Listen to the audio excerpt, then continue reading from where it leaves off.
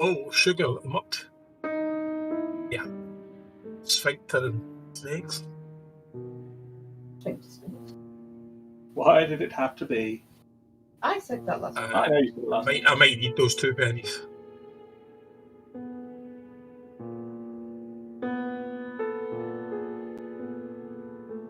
No, you're not shaking anymore, dear. Good. Right, I've no idea what happened there, but I it want to would be shaken at 20 feet and These snakes are playing a piano. They're very talented snakes. Dropped off, but anyway, we're back now. What are you going to do then? Are the walls smooth?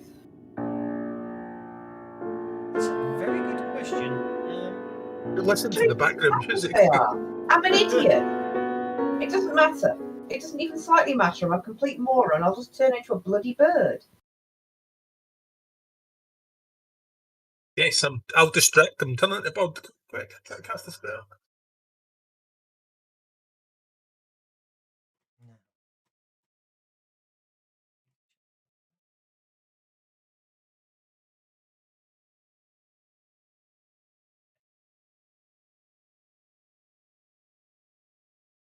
Fine. So you're going to turn into a bird and then fly out.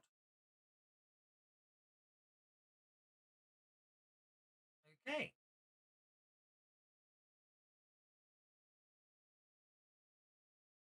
You are okay as you evade the snakes are crawling and trying to bite you, and you are successful. You just turn into a bird and fly out, leaving Donjad, who jumped down to the bottom of the pit trying to save you.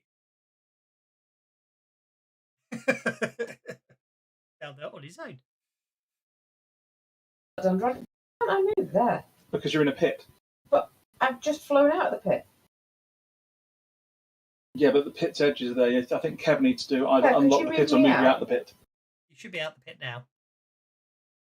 I'm trying to stand between Rannick and Amber, and it's not letting me. It's showing you between Rannick and Amber. Weird. It wasn't for a while. It is now. For me, I mean. But thank you. Okay, Jelsa. Yeah, Jelsa sees all the snakes and the big snake. Is that a statue or an actual snake? It's a statue of a snake. Yeah, well, she just backs right up.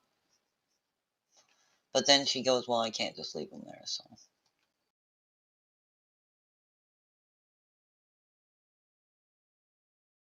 And she's going to use selective, of course. Again, with the 20-foot deep pit, that's probably going to just go over the top of it, isn't it? Yes, you'll need to be standing on the edge. Think in 3 dimensions.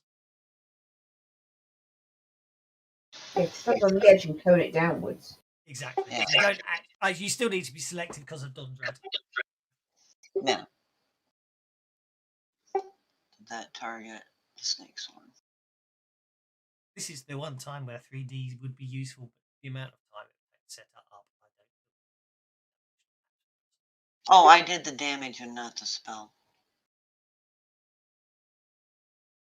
Yeah, you can do 3D on the parachute. No, I'm going to re-roll the...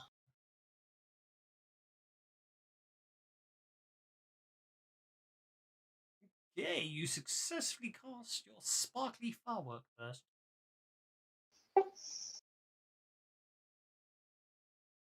And you are shaking the snake swarm. And I still have movement left, so I'm backing the hell up. Okay, well, they can't get you. The only way to get you up is if you don't... I don't like that. I don't trust that big thing on the wall to not just suddenly, be more than just a statue. Indeed. And those snakes are there with Dondrad, yes?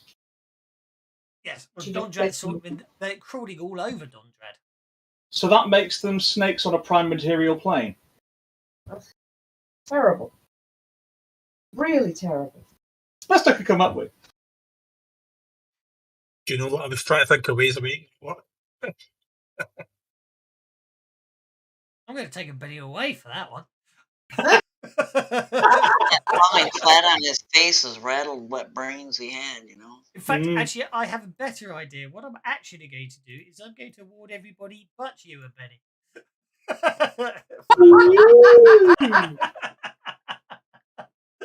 Yeah, so if you go and look at the party sheet now, marching formations.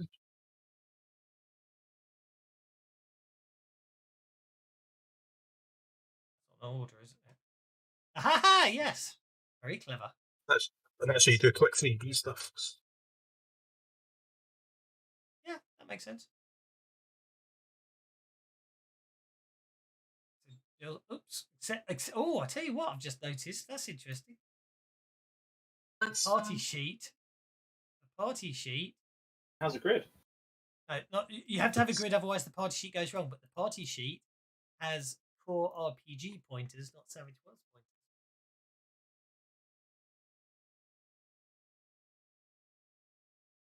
Interesting. Different types of templates. Yeah, but yeah, it's just a tip. You absolutely have to draw a little diagram of 3D. That's sometimes helpful. Indeed. Well, the snakes. This gets really interesting. A snake swarm. Swarms inflict hundreds or tiny bites every round, hitting automatically unless shaken, according to everyone in the template at the end of their turn. It's interesting, actually. A swarm doesn't actually do anything on its own action, except sort of slither all over you these days. Mm. The swarms used to be really rather nasty, because in the old days, a swarm would damage you on its go, and as soon as you entered or left a swarm, you got damaged. They've sort of balanced it out a bit. So, next round, that brings us to Dundrad. Yeah, I don't know. It means you can't. It means you can run through a swarm, which is something fun to do a little bit. Yeah, you can run through a swarm, but you still take damage at the end of your turn.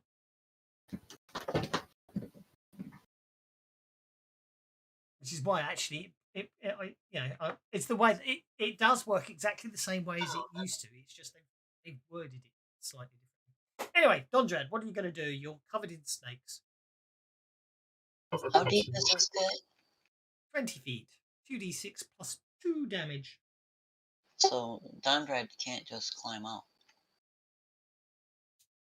I'm even going to go multi-action. Well, multi-action as well. I'm going to cast Bless myself and kill the snake. You cast Bless last turn. No, I failed. Failed last turn, like I just failed now. It must have something to do with the fact that I'm covered in snakes. It must be. It must be putting you off slightly.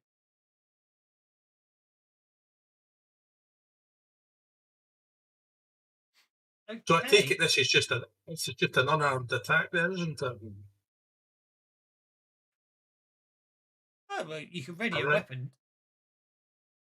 Don't forget, readying a weapon is a free action. Aye, so say that would probably affect me.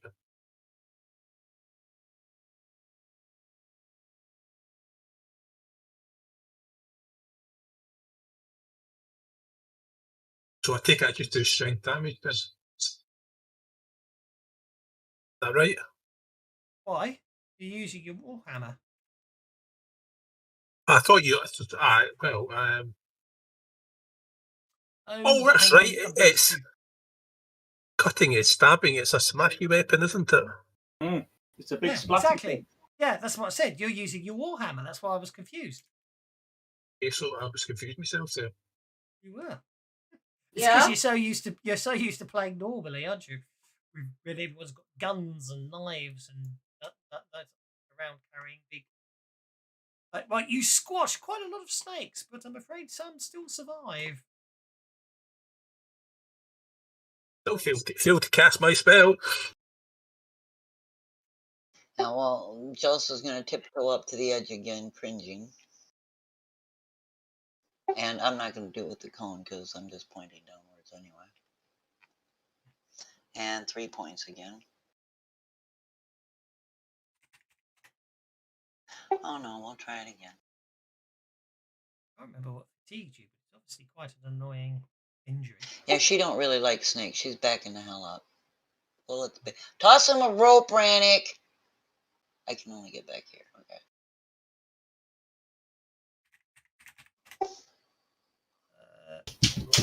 Yeah, I can't remember what fatigues you, but it definitely doesn't seem to like you, does it? But anyway. I think it was that odor.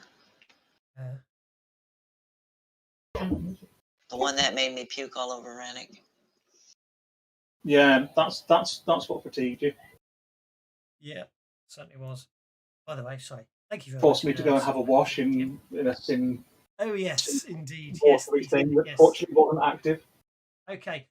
In the meantime, Jelsa jumped the gun because the snake swarm gets to go before Jelsa does, but that's by the way. So the snake swarm fails to hurt Reddick, and then that brings us to Dondrad, who can move past Snookums and Burt because for all intents and purposes, I'll pretend they're not there and move them out of the way. You mean good fella? Good fella. Good fella could go. Why do I always get good fella and Dondrad buddy? I have no idea. Every time without fail. Anyway, Mr. Dondrad's good fella Cersei did it again. Get mixed. I'll just keep on heading in, man. 6 gets you to there. If you want to run, you most certainly can. Toss him a rope, good fella. So from where you are there, what you can see is, well, you can see Rannick on the other side. The rope out. Yep. I forgot to do something. Didn't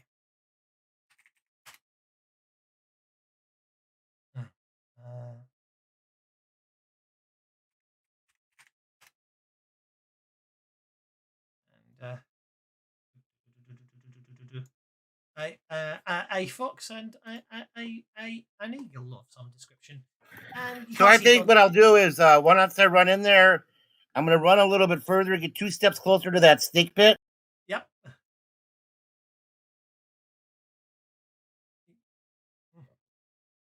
And throw my net down to use it as a ladder to pull out Dondred. Isn't your goblin still tangled up in your Yeah, net? the goblin. Oh, my goblin's still in my net. I guess my goblin's now part of a ladder. Okay, so you're throwing the goblin into the snake pit as yeah, okay.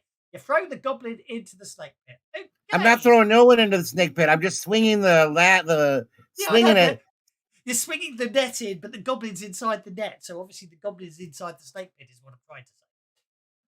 I say, reach for the goblin. Reach for the goblin. Okay, the goblin is still bound, so he can't do anything. He's very upset. Well, actually, I think the goblin's had enough at this point. Being shoved. Oh no, you disarmed him. I'm going to see if the goblin can do anything. No, he really can't.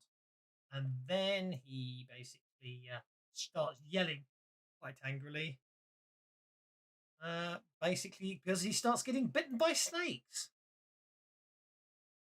And that could be interesting. Okay.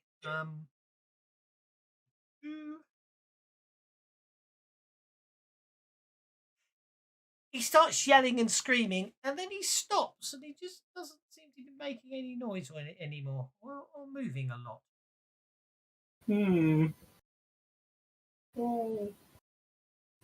I went through such an effort to keep that goblin alive. Oh, what a pity. Oh,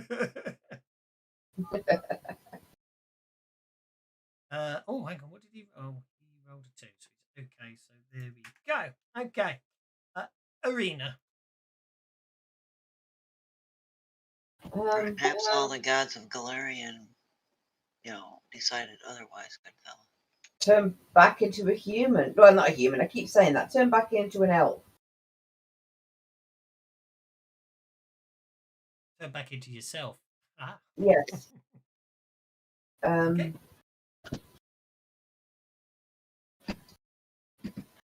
You turn back into yourself. And just going to keep an eye out in that direction in case something sneaks up on us. Okay. Well, he's getting out of the pit. No problem. And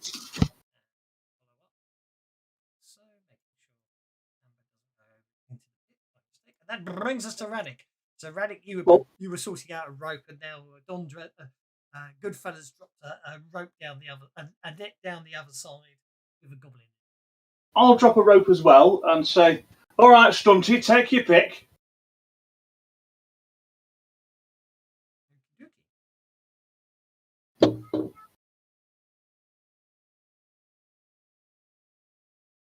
And that'll be me. Okay. Bert and Snookums are obviously distracted incredibly in the other room. They're obviously fighting a rearguard action, protecting everyone, aren't they? That's what it is. That brings us to Arena. So, Arena, as you're standing there, you can see to the south of you is a corridor that ends in a door. And as you walked down here, there was another door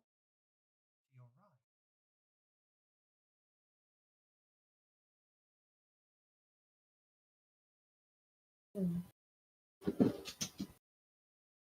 Anything particularly noticeable about this door, or is it just perfectly done? Well, that's a very good question.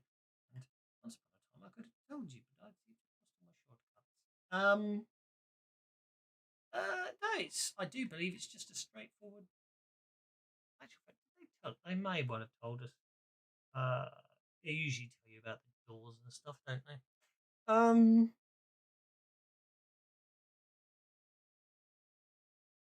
I think it looks like a normal door. Got it. You opened it, didn't you? You only went and opened the door. Okay, Yeah. so a massive snake-headed statue dominates this irregularly shaped room, overlooking a rune-inscribed circle on the in the center of the floor. 10 columns of worked stone support the 20-foot ceiling, each one with a man-sized alcove carved into its base. Lit braziers illuminate the room's far corners. A strange menagerie of sculptures meant to depict the constrictor stakes, crushing multiple victims, decorates the east and west walls. So there we go.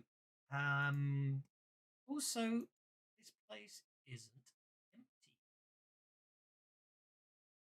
So, Slytherins, isn't it? probably. Interestingly, funny that should have been. Bad guys and us without a manky old hat. Okay.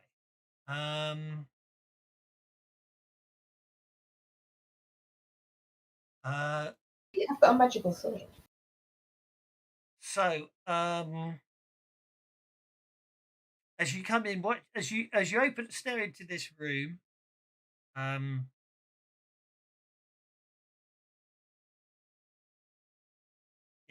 you come into as you open the door to this room, what you see from your perspective. What you can see from your perspective. Oh, you can, because the alcoves I forgot to do is blocking line of sight. Mistake, wasn't it? Oh, well. But basically speaking, Well, I can ignore everything that would be beyond my line of sight if you want me to use these horseshoes as things that block. I've got the mental aptitude to do that. That's fine. I can just do. I can actually do. What you can basically, what you see is there appears to be at the far end of the hallway, up on the altar, appears to be a figure. He as he sees the door open, he looks over towards you with relief. There appears to be a figure standing between you and the guy at the altar, and you can hear what sounds like sound of someone else in pain inside the room, which you can't see anymore, but you gather is coming from the far corner of the room, southeast where you are. Okay, There we go.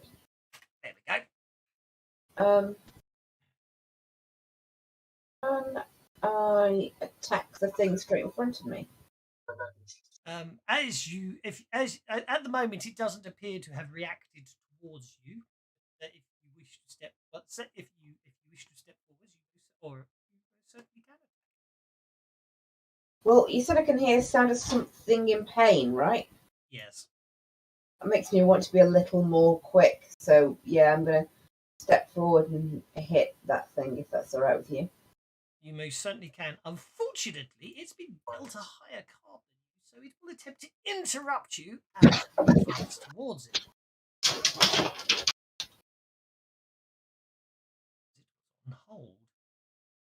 Obviously, I haven't. Oh yes. Yeah. Fast tests are on manual today, so you'll have to do athletics rolls manually to avoid being interrupted. No. May well be fixed, but obviously, as part of doing the rebuild thing, I subscribe to the Forge version of all the modules, which means I can't edit them. Oh, Pathfinder, I have to wait for the authors to do it. Okay, so I'm afraid he gets to interrupt you. This Skeletal Warrior strides towards you. An ancient-looking, very sharp longsword swings at you.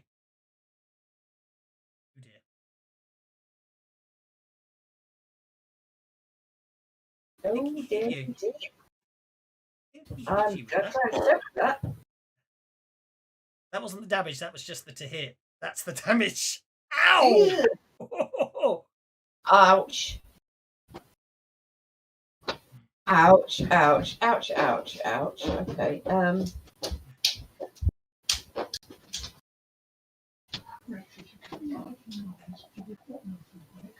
I'm gonna try that more than once.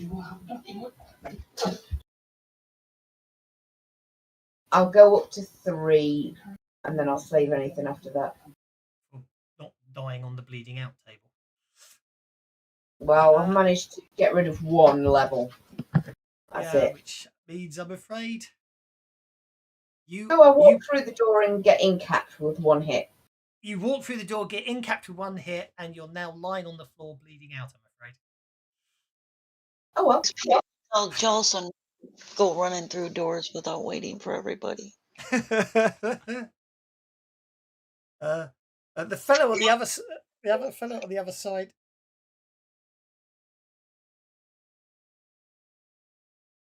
Well, I'm definitely going to say right. The fellow on the other side of the room just seems to be staring across and doesn't seem to be doing much at the moment. I think he's either something's up with him, but he doesn't seem to be acting or rushing to your aid.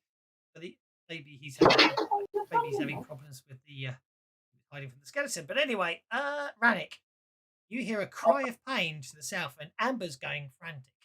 Yeah, I made a notice roll for that, so I'm going to yell down into the pit. Bugger! Stunty, you're on your own.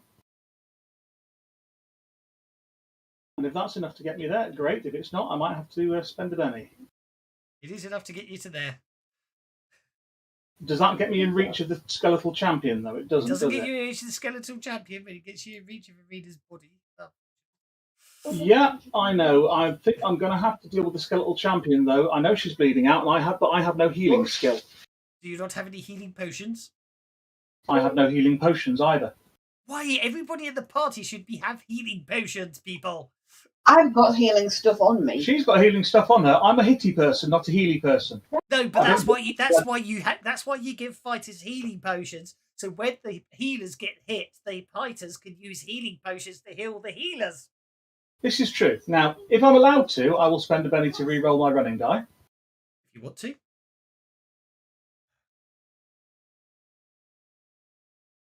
Right. So you've got 4 more inches of movement. Yep, so I will go there. Yep. And I'm going to multi-action. Okay. And I'm going to wild attack the skeleton doofer. Okay. I'll turn that on for you. Thank you. Oi. I liked Arena. Eyes can be fickle things, can't they? Running minus He's 4? not dead yet. My God, you guys are hopeless. I'm going to penny that. Why have you got double running penalty? Don't know. Oh, mate. No, it's the multi-action plus running is -4. That's what it's. Yeah. Oh, that's all right. That will do. You hit the Skeletal Champion. Oh, bugger.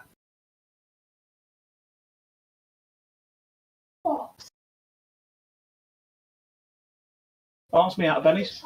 Okay, I'll take the hit as I back off. Dragging Arena with me. Okie dokie. What's he immune to? Hang on. What's he immune to? Is it saying he's immune to something? Yeah, he says he's got immunity. Oh yeah, I hate that. I need to work out how you immunities don't work the way they're meant to. Not that I rolled high enough, but it. He's got no immunity to that attack anyway, so it doesn't matter. Right. So yeah, I will back off. I'll take the free hit, and I will drag Arena with me. Okay.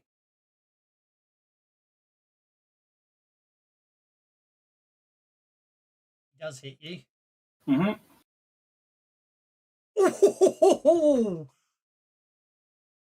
Oh, that's a bugger then. It means you don't get to drag her away, but it was that was a 10 until it rolled over to an 8. Well, actually, I do get to drag her away because moving is still is something you can do when you're shaken. Yes, it is. So I can drag her back 2, 3. She'll end up there, and I'll end up there. And readying an item is also a free action, because I've only done it once. Yeah. I would like to. Well, Arena doesn't wear that much, so her wand of healing can't be that hard to find. No, but that would be readying an Free item. action, ready. Yeah, readying an item is readying an item on your person. That's easy to hand, Okay. I would argue. You can most certainly sort through someone else's gear, but I would call that an action. You actively have to. You know what I mean? Okay, fair enough. Then I'll just have to back off with her. Good fella.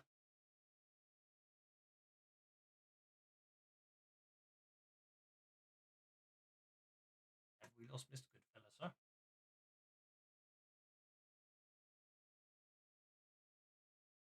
I think we've lost Mr. Goodfella. Put him on hold for now. He's obviously supporting the net on the other side. Jelsa. Okay, if I move back in the room, is there a way around this pit, or is it only you have to jump. Yeah, how wide is this pit? 2 inches. So with a good run up, you can clear it with an athletics check. When I'm fatigued. It's only a And doesn't her and her size doesn't affect that? No. Oh, the only limitation your size affects is your pace, doesn't it? And therefore, as long as you've got enough pace to clear the whole thing, which I've got 5. Yeah. So you're going to have to. That's the only fun in games, because of where you are backed up. You don't actually have the pace to clear it without running. Is it an athletics check at -3? Yeah, she's gonna get over here to the edge of the pit. Can she see from over here? Can she see? Okay. And this black part of it thing isn't a way around. No, that's the bit that Arena was standing on when it got pulled away. That's the bit that got pulled away. That's why I marked it black. It's not there anymore.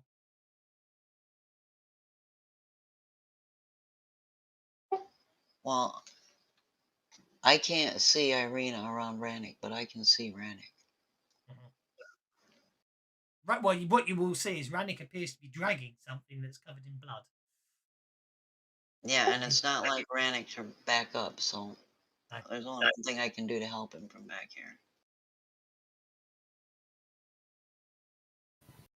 Yeah, that fatigue is going to really. Yeah. I'll try it one.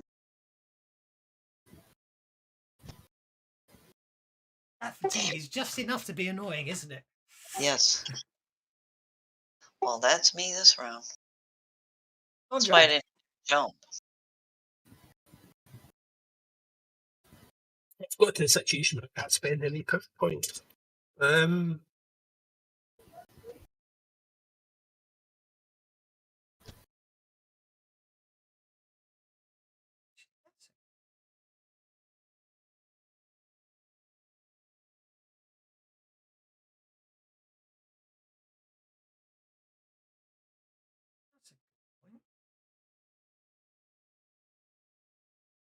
Right, Jelsa, you're going to stay there and you're going to burn the snakes.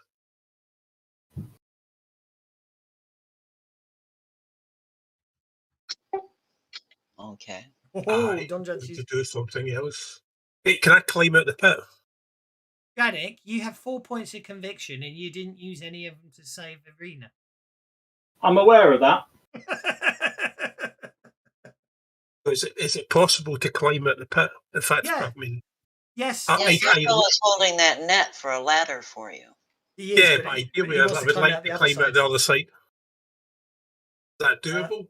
Yeah, well, it's 20 feet, so that is that in yards. The 18 feet. I can't do my own sums here. 6 feet to a yard. So 80 feet. It'd be 3 inches to 3 inches 3 to feet climb. to a yard. 3 feet to a yard. Sorry. Yeah, that's what I'm saying. So it's 3 inches to climb out the pit. Yeah. Let's run. Let's nice through this. 1 inch Bounce to off get the to pit. it's 1 inch to get to there.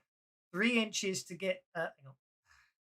2, 3, 3. So it's 1 inch to get to there. 4 inches to get to the top of the pit. That was the easiest way to do the movement, as it were. Let's jump in the goblin's head for a boost and let's go for it. Okay. What's wrong with my dice today? Okay, so you after 4 inches, you successfully climb to the top of the pit. That's 1 inch to carry across the pit, 1 inch up to there. That counts as an action, though, doesn't it? It does. No, it's movement. Or is it? Does it move? I'll be generous. Well, action. I'm not sure, and for speed, I'm going to say it was movement. Right, well, in that case, I'm going to cast a spells in action.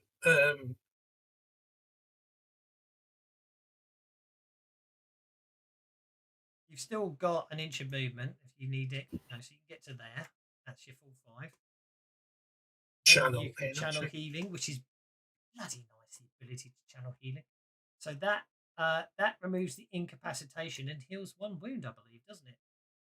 On Arena. No. It's just remove the incapacitation.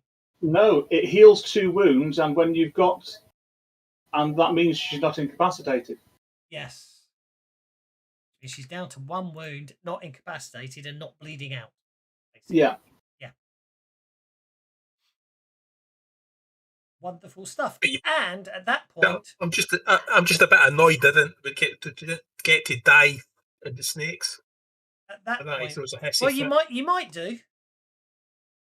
You might do, because at this point you see the after effects of the snake bites hit you, because they are biting you. It's just eventually you clamber out, and then the effects of the snake bites hit you. You've taken a wound from the snake bites.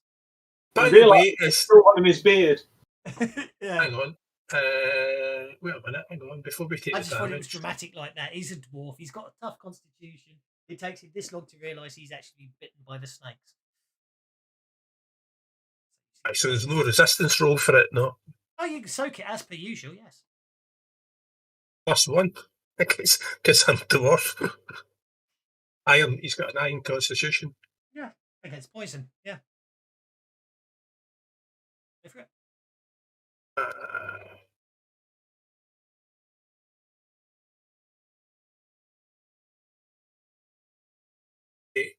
So, actually, you don't get the +1 on the soak, but you do get a +1 on the vigor roll. Well, it doesn't matter anyway, because I've got to soak it anyway, because we've got conviction. Okay. So you get to make a vigor roll at -1 because of your iron constitution. Sorry, what was that? You've lost me now. I make a vigor roll for a saving throw. No, you make a vigor roll. Yeah, sorry. You've successfully soaked the damage as per usual. Yeah, but you still have. But of course, the snakes did inject poison into you, so you didn't take a wound from the bite, but you still have to resist the poison, which is a vigor roll at -2. But you've got iron constitution, which makes it a vigor roll at -1. Right. Okay. I'll see. So vigor roll -1. I thought the snakes were poisonous, but they taste funny. Okay, so yeah, you're fine. You, unlike the goblin, have not been poisoned by the snakes. I'm just really mad because if she was going to die, that was a horribly stupid way to die. She should at least get a couple of swings in. It's disappointing. Well, he has a valid point. If it's poisonous, it's because he ate it. If it's bit him, it's venomous. Exactly. We had this joke. We had this discussion before, didn't we? Okay, so what I need to do is, in hindsight, I really ought to put the ally links. If you think way back to White Dwarf, Flood the Barbarian. You know, that's the don't go in there. That snake is poisonous. Because I thought it tastes funny. My favourite Flood the Barbarian, without doubt, is the monster. I can't remember what it's called anymore, but it's the monster that cannot be killed by the hand of man. I mean, you don't mean, Father? Yes, my child. He's going to have to use his feet. Okay, I liked it. I've lost. What I'm looking for here, which is a bit embarrassing. Oh, there they are under allies. Okay, so he's casting it. He summons bodyguard, which I need to open. Same, you can't just drag the link on. You actually have to open the character sheet to drag the link on before you can add them to the combat tracker. Anyway, there we go. And then come down here, put it on him. Smart. I actually thought about burning all 3 bennies at once there. Have we recovered Mr. Goodfellow to our voice comms yet? We're not. Okay. That brings us to getting a Joker. Your conviction is going to expire. Do you wish to renew it? So what do you do to renew it? I say yes, and I think it will spend the Benny automatically for you. Do you want to maintain your conviction? Or do you want to let it expire? Yes. I'll maintain the conviction and spend the Benny. Okay, no, you have to spend the Benny manually, I think. You might be able to drop it onto your character sheet. I'm not sure how it works. I'll have a play as a player. Wait a minute. Right, there you go. You drop the conviction bill. Yeah, right. You drop it on conviction. There you go. Dondrad will. I'm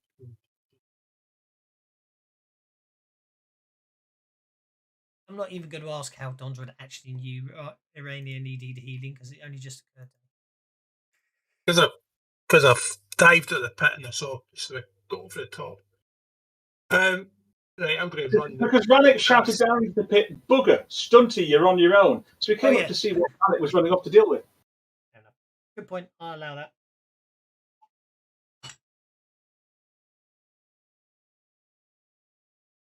That's a terrible roll. I'm actually going to Benny that for a laugh.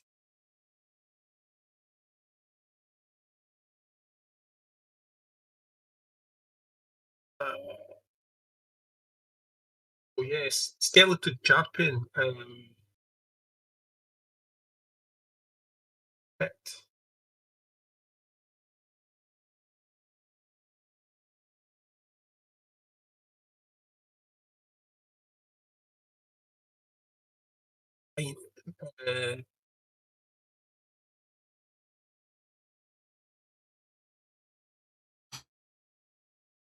That's not strong, is it? So you didn't say it before you rolled. So anyway, all done.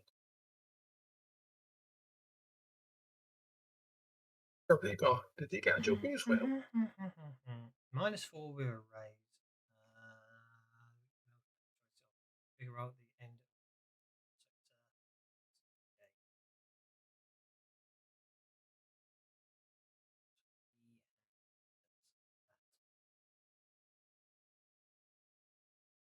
Okay.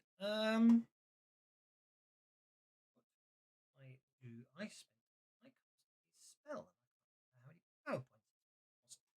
And I can't remember which way it was. You applied that blind bonus twice. Well, that's because either someone's connected to me or my fancy grounds is having a really good soul. Okay, so he just that's a clerical spell. Cost him 4 power points. Okay. So the next thing he's going to do that, isn't he? Yes,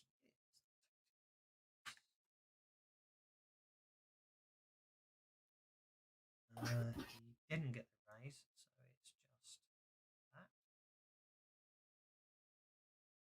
That 6. And why not? Let's take it down to 5. Hooray, Bert's connecting. Okay, and then I'm going to spend a penny. He should have got a penny actually. Remember penny, and then he can spend. Right, that's absolutely fine. That brings us to stand guard, protecting everyone from the skeleton. That brings us to Josa. Joseph's seeing this pit of snakes, and there's no way she's jumping across that.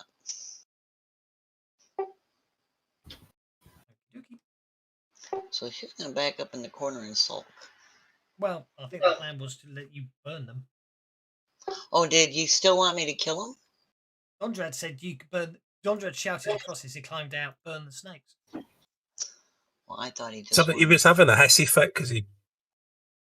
Yeah, I just thought that once he was out, he didn't care anymore, but he didn't correct me. Oh, but walking away from a fight, he automatically puts on a hissy fit. No, it's on target Rannick. I missed anyway. Don't forget it costs a power point every time you fail to cast.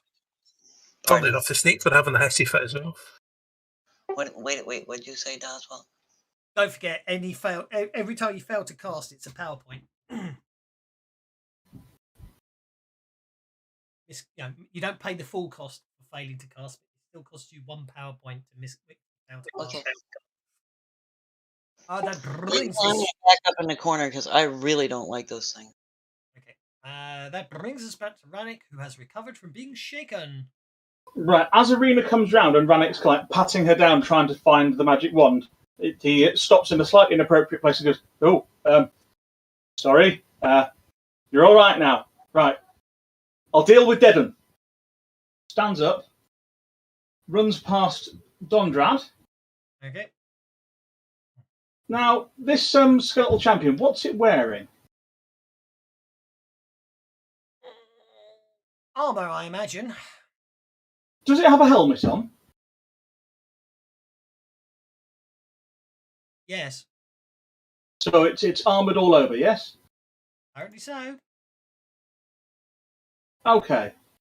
Fine. Actually, no, I take that back. According to the illustration shows him looking all impressive.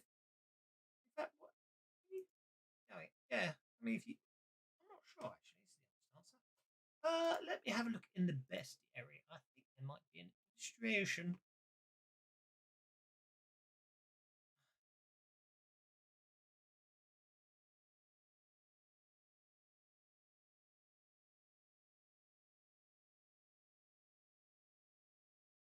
Oh, spooky.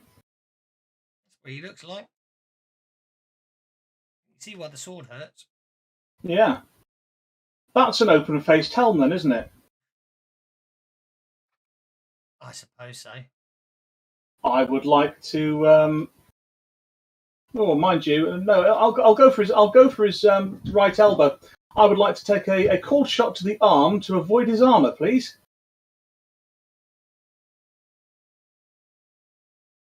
And hopefully I can chop it off, and that'll cause problems with his two-handed sword.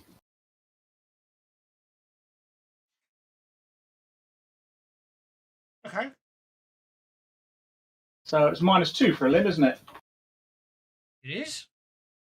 So I will wild attack while I'm doing it, and try and take his arm off where he forgot to wear armor.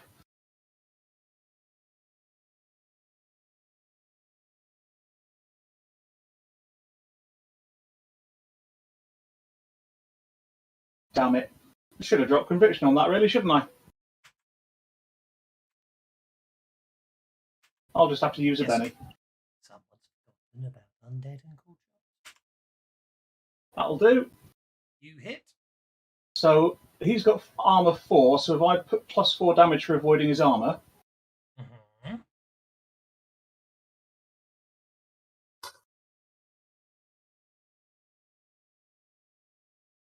What's he immune to? Well, Is actually, one you actually only need to add 3 because you've got AP1. Good point. Well, that'll shake him then. And it shakes him. Yeah. That'll do. Better than nothing. I need to work out how to do immunity because I've programmed it so it should. I mean, it's actually set what he's immune to. So if it's not immune, I bet you the coding's wrong for immunity. I'm gonna have to Google that. Yes, she'll maintain, and I'll give her a shout. Mate, immunity is super critical in Pathfinder. Yeah, I know, but what I'm trying to say is at the way it's coded on the monster is obviously making it immune to everything, not what it's meant to be immune to. You should make immunities quite common and force players to spend extra power points to get past them. Indeed. Adaptable caster. Yes, but this is only immune to a specific thing, and the problem is it's being rendered immune to everything. Need to work. Irina's probably just going to get back on her feet and maintain that power this round. Okay. The snake swarm. Actually, the snake swarm is going to do something about it. I think. Oh, that goblin's being hardy is helpful. Okay. Actually, the goblin should actually get a chance to run stun. Oh, okay. The distraction should have been 1 round, and the stun should have been 2 more rounds. So distraction should have gone. Okay. Whose go was that? I did see Bert connecting. I thought I did. Yeah, I'm right here. Yeah. You're on hold, by the way, so you can act any time. Sorry. Okay. Yeah, I'll go ahead and interrupt. I don't know what's going on. Oh, there we go. That's what's going on. Basically, Arena seems to have become the new Gelsa. You wouldn't know that from where you are, but yeah. So there's a huge snake pit, and Yeah, I remember the snake pit and the that was our cliffhanger. Yep. And not that you know it from where you are, because you went back to it. In fact, actually, I'll tell you what you were doing. See if I fixed it. I'm going to open up. I'm going to go to treasure and gear. I'm actually going to open up the Corvus gear, and I'm going to say what happened there was you have been examining. I think that's the only one. Yeah, I'll put the others in the party sheet. I'll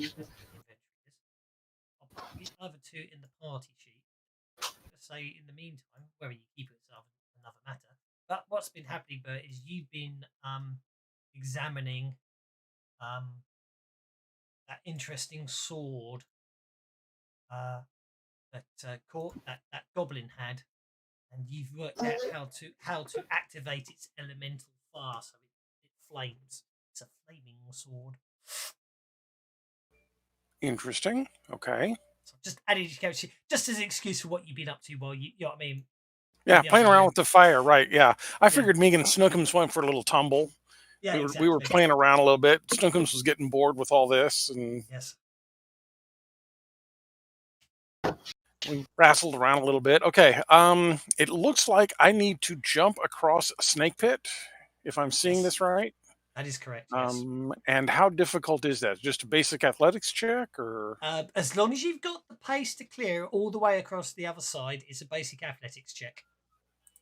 And as long as you don't jump more than 2 inches, because you can jump 2 inches with a standard athletics roll. Okay, so I will pretend like I'm moving like that and go yump. Here we go. Okay. There you go. It stuck me in the pit.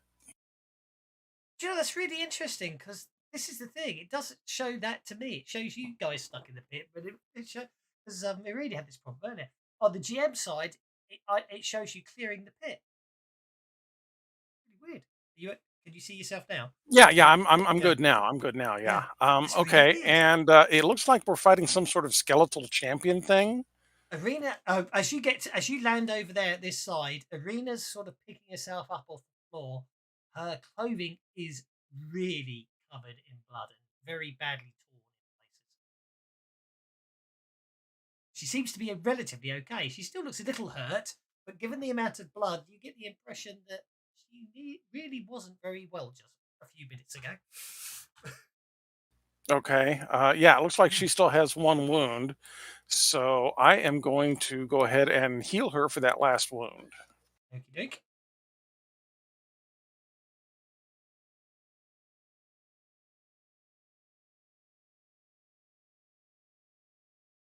And then some. And then some. So yeah, certainly heal Arena from her last wound. But in your medical opinion, the amount of blood she had, for that amount of blood, she was probably bleeding out.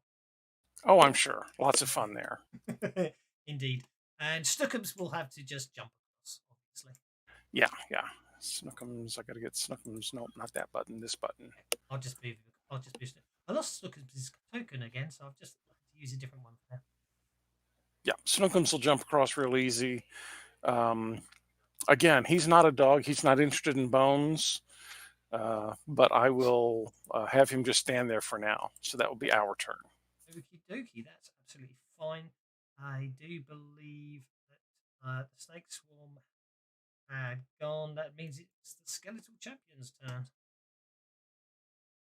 The Skeletal Champion is no longer shaken. Ooh,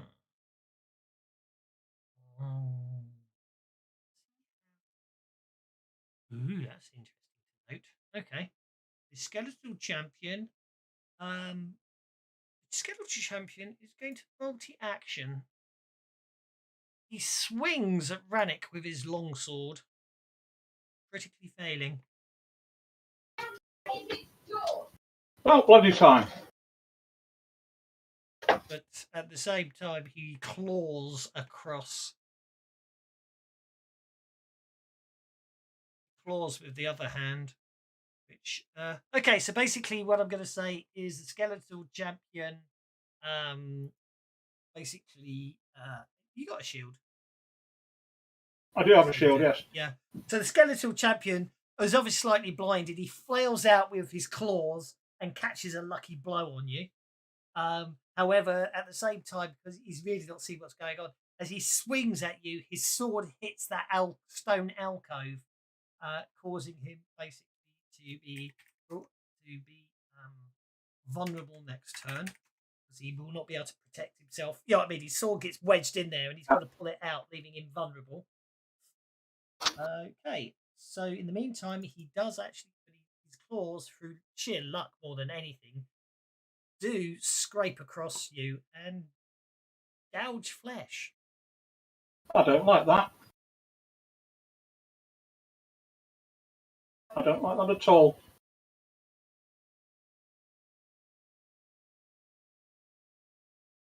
Okay. Fortunately, your leather armor is sturdy enough. Okay. The Skeletal Champion's blue eyes, glowing eyes in that illustration aren't glowing at the moment. Blind does not affect vigor rolls. Therefore, we ignore the -6. We ignore the multi-action, so he actually succeeds on a 4. He is no longer blind. I got rulings from Clint on that one. Okay. Actually, I'm glad I didn't have to use his land. Who's on hold? Don, good fella is not on hold. Good fella's still on hold. Yeah, I'm here. Okay, so it would appear that everyone's jumping across the pit. Your goblin's sort of basically not moving and foaming a bit at the mouth. Jelsa's refusing to cross the pit, and everyone else seems to be across apart from you and her. Jelsa's the little one, right? Yeah. Throw her to me. I'll catch her. I scoop Jelsa up and I jump across the pit. Okay, you move over to there. You grab Jelsa up. You move back to there. Hang on a second. Let's work that. Move over to there. You grab Jelsa back. Yeah. You move to there. That's enough to grab Jelsa. You move to there. You move to there. That's enough to give you a running jump, and then you run across. Yeah, you can do all that. Assuming Jelsa doesn't object to being picked up. Also doesn't like that being able to get across. Yeah, so a big good fella just helping you across. I don't think you'd object to, really, would you? Oh no. Okay, so let's have an athletics check from good fella. Unless he drops me, then if he falls in the pit with me, I'm gonna stab him. Okay, so you all go sailing across. The goblin will basically come flying across as well in the net. You'll come flying across. For all intents and purposes, I'm not going to worry about the snakes. I'll just leave it. I shall leave them on the combat track, but put them on hold because there's nothing they can do down the bottom of the pit. And we're on to a new round. And Goodfella gives everyone bennies because he's a nice chap like that. It's over to you again, Mr. Goodfella, sir. I'm going to check on my goblin and sort of follow the line of the parade of idiots. Okay, well, the goblin is basically... The goblin appears to be paralysed and slightly foaming at the mouth and has a number of bites on it. Other than that, it appears to be alive.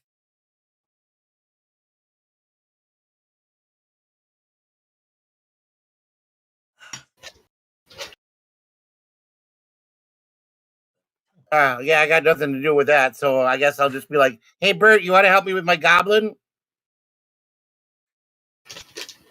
Oh, I think he's probably safest right where he is for now. Not with Jelsa. There's a door here, right? I shall go through it. Okay, you open the door. Okay, what's in this room? So this chamber forms a strange...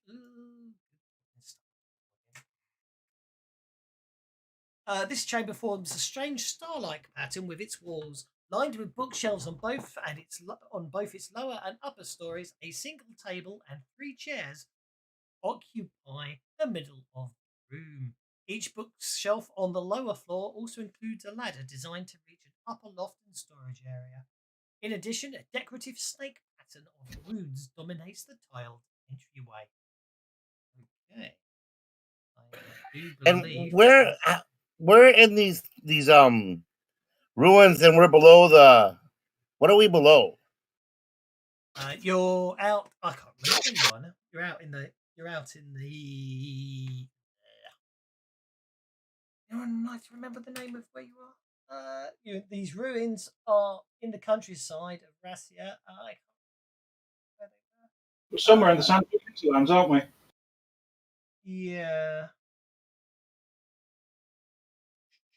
It was only a couple of hours, wasn't it? Hmm.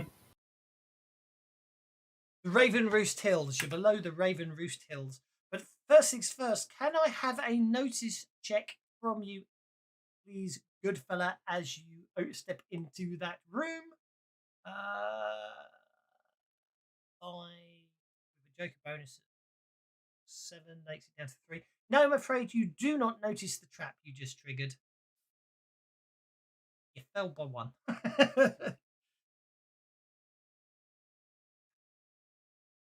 Dang. Basically, as you step into the room, one of the floor tiles beneath your feet starts to glow, and then you suddenly realise that there seems to be a large number of hissing snakes that literally just appear all around you. More snakes? They must have a snake thing here. I think it's a temple of snakes. They're a snake cult or something. Because, like, the other part had stars, and now snakes. I wonder what's next. Garters? Snake stars and garters? You do have a Joker, and you haven't actually performed an action this turn, so you can attack one of the snakes. Or I am gonna burst them all or blast them all. well, blast them all. Yep, go for it. You're on the Joker, and you haven't reacted yet, so you're in luck.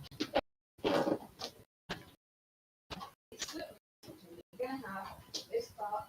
Chelsea's back here shaking her head because she might go running in first, but so far it hasn't like incapacitated her or triggered traps. No, maybe it's the thing to go. Okay, cast your magic. All right, I'm spell looking. version. I'm gonna actually add. I'm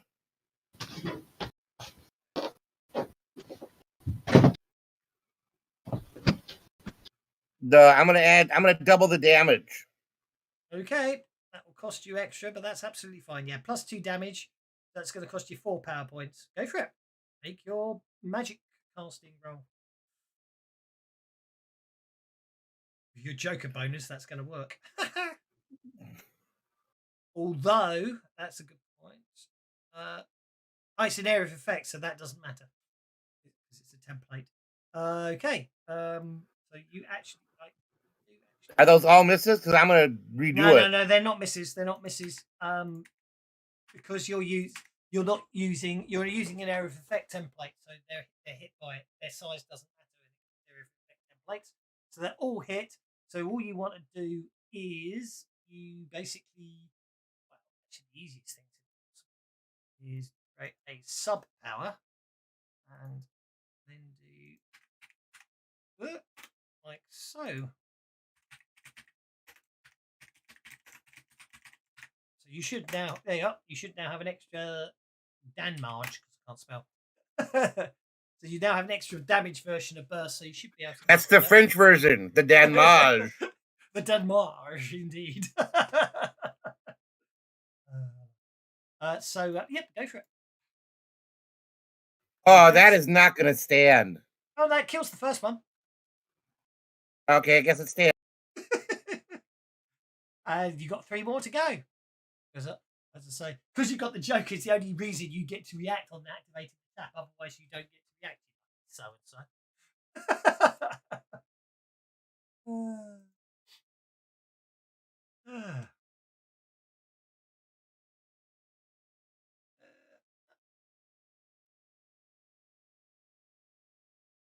I'm not really complaining. Goodfellas walks into a room, triggers a trap, and basically, because he's got the joke, it is the only chance to actually react before anything happens, and he's fine. Okay, that the person, the chap down in the southern end of this place is looking very concerned, and everything else that seems to be going on, and he's obviously very disconcerted, Rannick. As you can see, you having this fight with this skeleton, and you don't appear to be winning. So he's frantically casting spells. Obviously, you assume of a defensive nature to help protect him and whoever it is you can hear being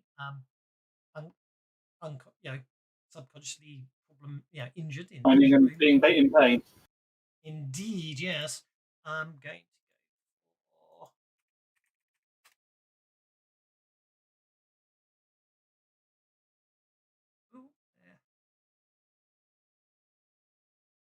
Good. If I do, I need to go on to the paint. I need to create a new painting layer. Painting layer. There we go. I can put that as a brush. I can stamp that. Yeah. No, I don't want it there.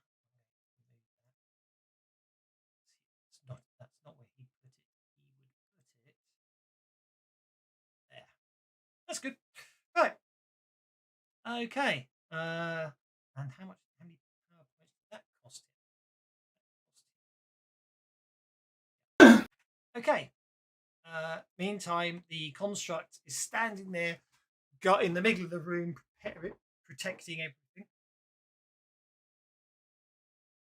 and is not doing anything. The Skeletal Champion basically wrenches his sword out of the wall and swings again at Rannick. That's it. You look after yourself. Could do with a little help here.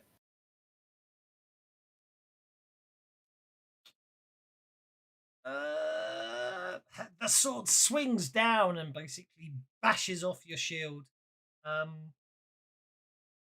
Where's the chat? The half-elf cleric of Nephis looks helpless as he seems to be desperately, frantically reinforcing stuff. Conrad.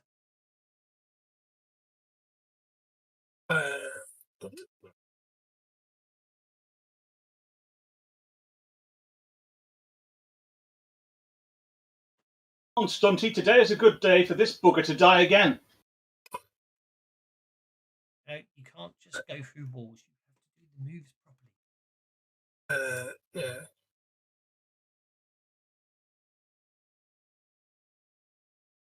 So,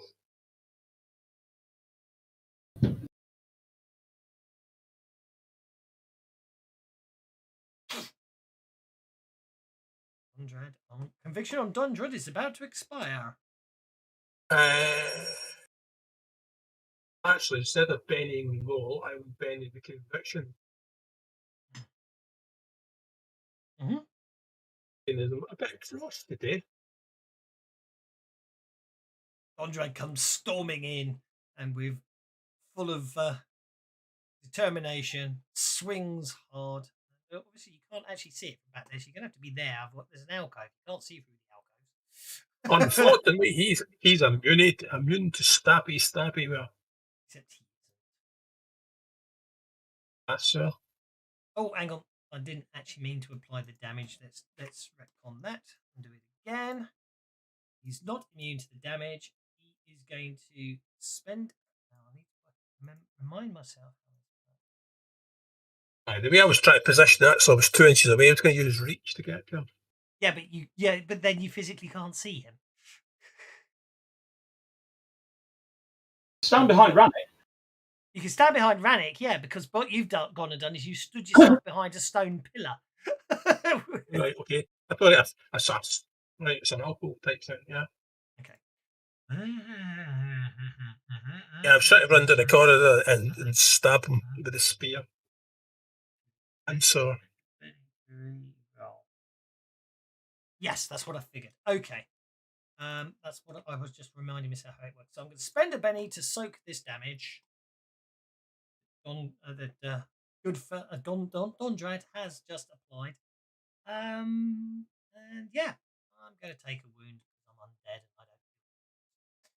Not me personally, but monster. Jelsa. Yeah, Jelsa figures all the major fighters are running up there to help Arena, and Arena's out of trouble. So she's going to peek up here behind Goodfellow because he was just nice enough to carry her across that horrible pit. And she's going to ask him if everything's dead as she tiptoes in the room past him, because now she wants to see what's in here.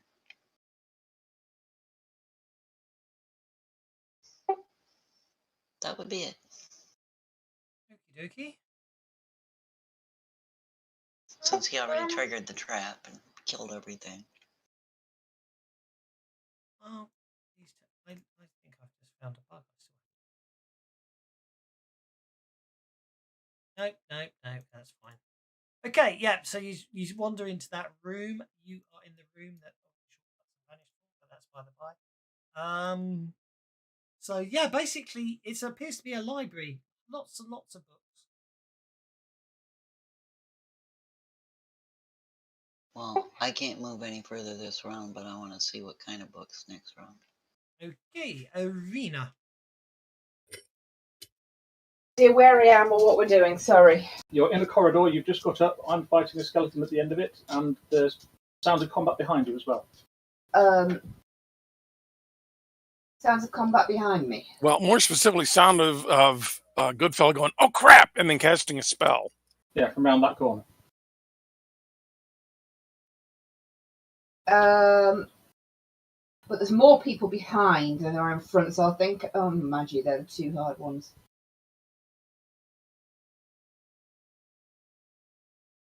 I think actually I'm going to have a moment of indecision and say, what is it? And turn around to face behind me and ask what you found. Because I don't know which side to go and help.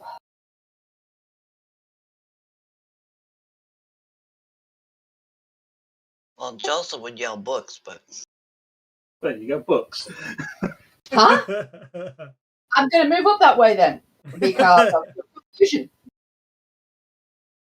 So I'm just going to move up and have a look for myself with a very puzzled expression on my face. Other than that, I'm not going to have anything else for my action. If somebody could, thank you, I appreciate that. I'm just having a bit of an evening of it at the moment. Get to there. It's a lovely library, and yeah, I'll even give you the description of that whole room. And there's a lot of you're also standing on the corpses of burning dead snakes. Ah, that accounts for the oh crap. Okay. Rennick. Okay. So I've got backup from Dondrad now. I'm going to try and grapple this Skeletal Champion so that maybe Dondrad can finish him off properly. So, sword away and try and grab the bugger. At this point, the half-elf at the other side of the room goes, "You must hurry up, I've forgotten her name. Hang on a second. You must hurry up. The Sendi's in a bad way. I have no means to heal her." You may have noticed that I'm having a little bit of jip over here.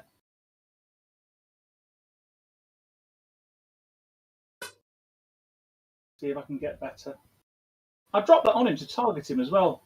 Yes, and as I said earlier, fast tests aren't working at the moment. Okay, well, a 5 is all I'm going to get. Let's hope skeletons aren't that agile. That'll do. I think the phrase rhymes. That's a success with a raise. That is. I think the phrase rhymes with fucking bell. Yes, no, basically, as part of the whole wiping of the system, I went and I subscribed to the Forge versions of all the modules, like IPC, because they'll update and everything else. That's when I remembered that for the module, we basically the guy who wrote all those lovely extensions, he kindly added in support for Pathfinder for Savage Worlds. And got change. Which was PWSW, PFSW. Then it was decided that they wanted the rule set SWPF. Yeah. So of course, of course, the extensions don't work at the moment. I've sent him a message saying, "Oh, sorry, can you change it?" But of course, now I'm using the Forge versions. They're in the vault, and I can't. In the old days, I could manually hack them. Now I can't. So I could delete them out of the vault, load the manual ones back in, and then hack them. But I forgot about that today. So I'd like to grab him and kind of spin him round so I end up on the other side, giving a bit more space for other people to come in while I've got him bound. Okay, well, you've got him bound, that's for sure. That does make you vulnerable, of course. It does. Okay, that brings us to Bert. Okay, Bert heard something about somebody's needing some healing. So Bert is going to run. Not very far. Doop. 7, 8. 8. Where's my... Wow, really? Stop. Don't do that then. Yeah, close enough. And not see anybody that looks like they're hurt, right? Because I can't see Lucinda from where I am. No, you can't see her from where you are, no. But you can... Well, it's a bit noisy in here. It was very quiet before. But you might hear some whimpering coming somewhere in the room. South. That general direction, yeah. Yeah. Let me see. I think... Let's see. Let me see. Am I going to do anything? Where are you, Rannick? What have you got already on you? Can I help you out at all? There you are. You have protection. I don't have smite yet. You know what? I think that's all Bert is going to do.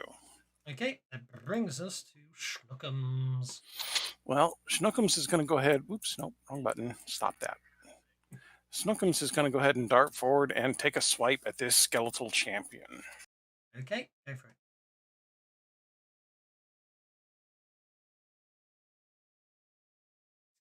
Champions are horrible. So far, they really hit hard.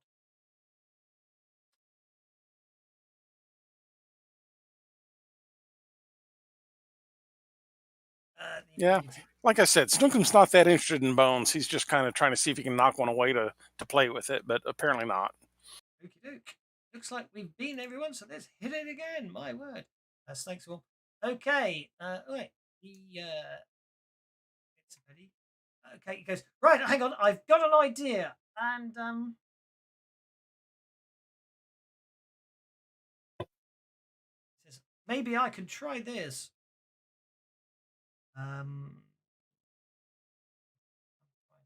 There it is. Oh, that's a bit disconcerting.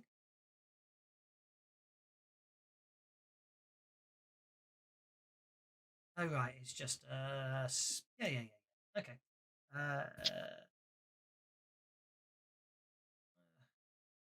Faith.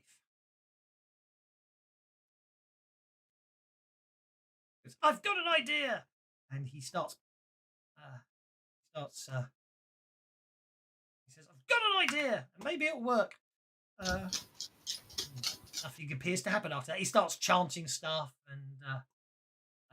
Well, I hope it's a bloody good one. In the meantime, what we're going to do move that way.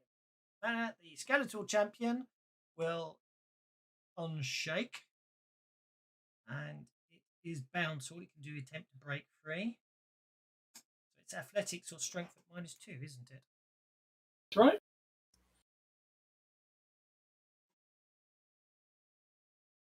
So actually, I didn't need to put the -2 in because it was already there. So 8.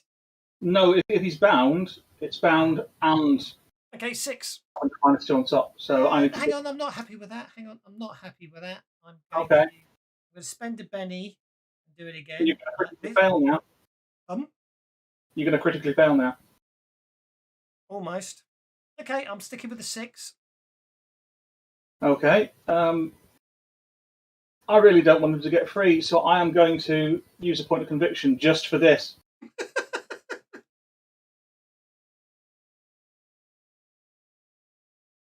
Okay, you keep hold of him. Jelsa. Oh, Jelsa's. Is there anything in here besides the books? It's a library. Yeah, but I mean, like, inkwells or bookmarks or odds and ends of people. Not really. It's been absent for some time. It's been no. It's full of books. Full of books. What kind of books? Can she tell? This one gets interesting because I must admit I don't. Yeah, actually, just check something. Savage core rules for Savage World. I want to go into images. It's the easiest way to find it. Table. Yeah, common languages. Pathfinder. So this is what I find really fascinating, and I don't think they certainly don't think they covered it anywhere. In that, so in the Pathfinder for Savage Worlds rulebook, there is a list of common languages. Yeah. Mm-hmm. Yeah, and one of the languages that is used all the way through Rise of the Runelords isn't on that list. Thessalonian, which is a language. It's a local language, as it were. It's an ancient language, but it's it's quite interesting. Not a common language; it's a dead language, isn't it? Exactly, it's like Latin, isn't it? But it's interesting. But I don't think anywhere there isn't a Rise of the Runelords player's companion type thing. Like D20 used to do. There isn't. There isn't. There's a bit of it in the companion I noticed, isn't there? But there isn't any bits where it does sort of say that sort of thing in the D20 version. It sort of says here's the backgrounds and does not tell you what you need, but does sort of hint and give you tries to encourage players to create characters that would fit it. So technically speaking, realistically speaking, no, you don't know what the books are about, but at the same time, that's fairly pointless. So the bookshelves contain a variety of historical lore and theories on arcane magic, apparently. Judging by the titles, they seem to be mostly, interesting things like that. Arena. It's going to be on hold. She's looking at the books. Good fella. I'm gonna look with Arena and check out the stuff. Is there anything interesting, like, because he knows a little about magic and stuff? Maybe there's some cool books. Well, as I say, they're Not a whole lot of pictures in them. I'm sorry. No. They're basically any good nudie ones with the words underlined, the good parts underlined. No, unfortunately, if we put it into sort of our terminology, it's a bunch of books all written in Latin. It's what? From our perspective, you've walked into a library full of books written in Latin. So, but in Goodfellas terms, instead of Latin, it's Thessalonian, but it's basically a load of books written in a dead language that no one speaks anymore. I bet you they're valuable. I say to Irina, do you think we should scoop them all up? If you can certainly start collecting them all up and carry them with you if you want. Well, I don't want to do that, but I want to. Maybe there's like ones that like Bert suggested, although he didn't mean it. They might have pictures. Like there could be like a vivarium kind of book, you know. Mm-hmm. Well, you could start going through and basically, if you nab all the valuable books, they weigh about 10 pounds, and but the right buyer would probably be very interested. Let's also while I'm looking at the books, I'm also searching for like secret passages. Okay, make a notice check. Secret passages, like paragraphs that are hidden behind other paragraphs. Or metaphors that don't even know they're metaphors. Dondrad, your conviction is about to expire. Are you going to let it? I'm not going to let it. Okay. Oh, those sixes getting old. Good fella, that is one heck of a notice roll. And believe me, if there were any secret passages or anything of really impressiveness in here, you'd find it. However, what I will say is, even with that notice roll, and even though you're not necessarily knowing what you're looking at, with your well-practiced eye, you collect together a historical lore and theories of arcane magic, and decide that you'll carry those out of here. So there you go. You collect up all the books that you come to the conclusion are the most valuable. Cool. Dondrad. Oh!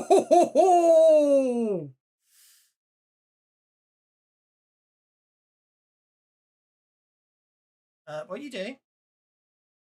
Multi-action, 2 actions. Yeah, but you critically failed with your answer. I haven't decided. I haven't told you. Oh, I didn't notice. I didn't notice the critical failure. I was going to try and stab him twice with the conviction, but well, in that case, the second action might not happen. Well, the second action could happen, but obviously you'll have to react. You might want to react differently. Okay. Yes, I think what we should go. I think I know exactly what I'm going to do with this one. Yeah, so do I. I'm running around that floor like a okay, please roll for damage, Dondrad. Going to sting a bit. This is going to really sting a bit. Oh, maybe not. You get lucky. Oh, you jabby so and so, sir. Oh, hang on, that did it on the wrong. That did it on the wrong person. You still had a target on the other one. Oh dear. Not conviction. 19, 21 points of damage on Radic. Ouch. You're supposed to be stopping the dead guy, not me. She came running around the corner and angry and everything. I was going to stab him twice. Okay. Radic. Basically, you skewer Radic with the Ransur. What do you want your second action to be? As Radic stands there, clutching at his side, bleeding a lot. Question is, all right, I've still got the answer in hand, but in case I'll stab him. What you still want to hold? You still want to stab the champion? Yeah, well, I've obviously stabbed it. Well, I was going to multi-actions. The idea was to stab him twice if I accidentally clipped my friend, but I'll try and get him with the second go. That's okay. So the 8 does hit him, so roll damage on the champion.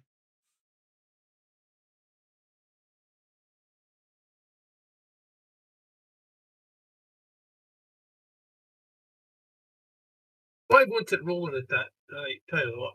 Let's do it the wrong way.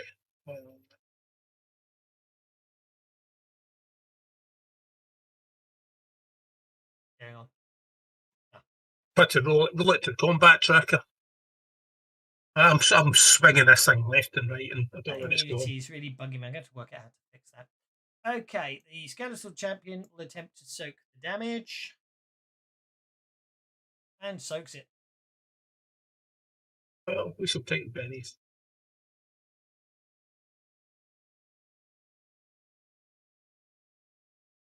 Rannick, you recover. You recover from being shaken.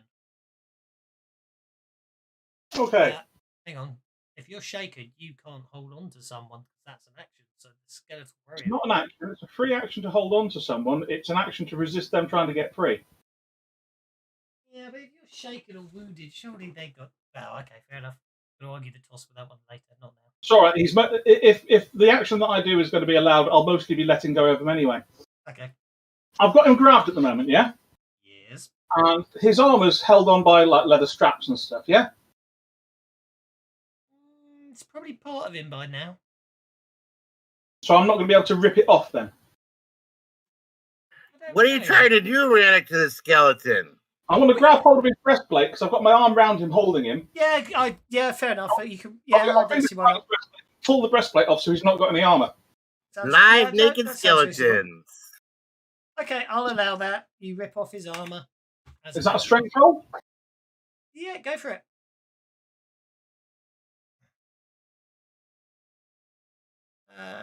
You logically can resist that. No, he can't because you've got it. Actually, you are going to be freeing him to do that, aren't you? So I'll give him an agility check to avoid it. Damn.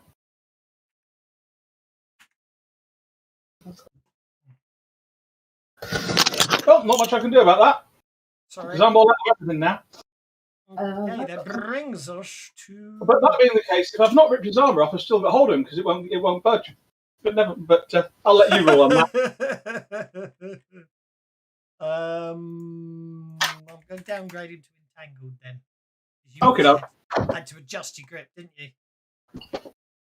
That brings us to Bert, Okay. Bert looks like Bert is attempting to move down to the injured individual. Therefore, I'm going to attempt to interrupt Bert, getting an 11. Bert, fine.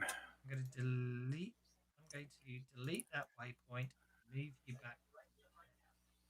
That's where you get that far and then you get interrupted. So unless Sure. check. I'm going to spend a point of conviction on this.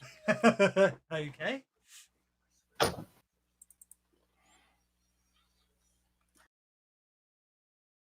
Oh, what? Why does it say? Oh, because conviction got you a 10 even though you critically failed. Oh dear. Okay, so you critically fail your attempt to avoid it, but you do still have your conviction. Okay, so what happens at that point is the bodyguard basically interposes itself between you and your attempt to get further down, and then it attacks you, Bert.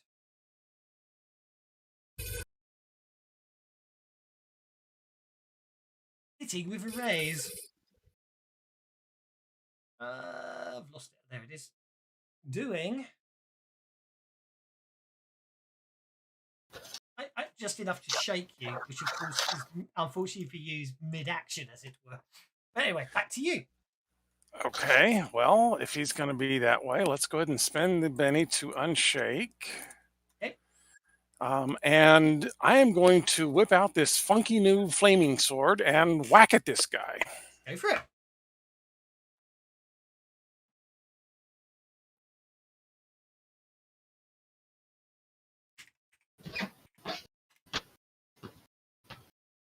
Looks really cool, the sword, by the way. There you go. Once activated, it literally turns into like elemental fire, as it were. But anyway, I think a burning sword's cooler. Okay, you basically completely destroy the construct. Instantly, you just destroy it. And I will finish my move. At which point, as you get there, he said he goes, Masulian, he's gone mad. He attacked me. Say that again. He's gone mad. Do what? He attacked her. Okay. So he released the skeleton. It attacked and watched it attack. Okay. Okay, that Snookums. Snookums is going to attack again. Okay.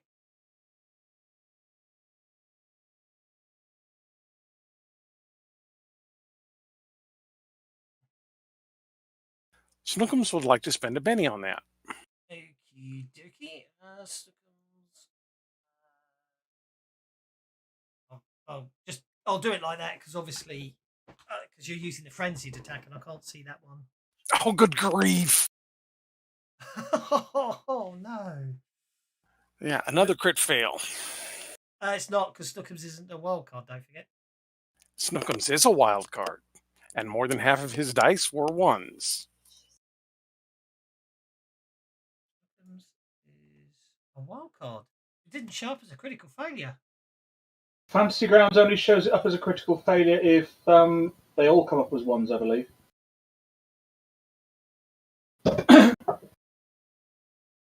But when you frenzy it is if more than half. Oh, of course, yeah. Yeah, frenzy and rate of fire both. If more than half come up as ones, then you have crit failed. You know, that's a rule I did not know. I'm going to say, unfortunately, Snookums is obviously sliding around on all. I know what happens. I'm afraid Snookums basically pounces up and slides into the huge pool of still congealing, drying arena blood. And slips. Well, I'm glad Snookums didn't stab me. Who's on? Oh, no one's on hold of matter. Okay. Very evilly long. Arena's still on hold? No, I think I'm going to go down to Okay. fight. It sounds like they need me more than a bunch of library books. I'm going to deal. I'll deal you in then. Dondrad. Your conviction is going to expire after this. Make the most of it. Goodfellas just picked you to the post, which is annoying. Actually, I should not have done that. Now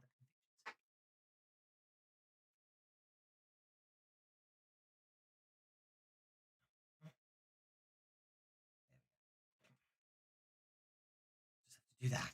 Then I'll do that. And then okay. So what I need okay, it's going to expire as soon as it goes on, which is fine. Okay. Sorry about that. Yep.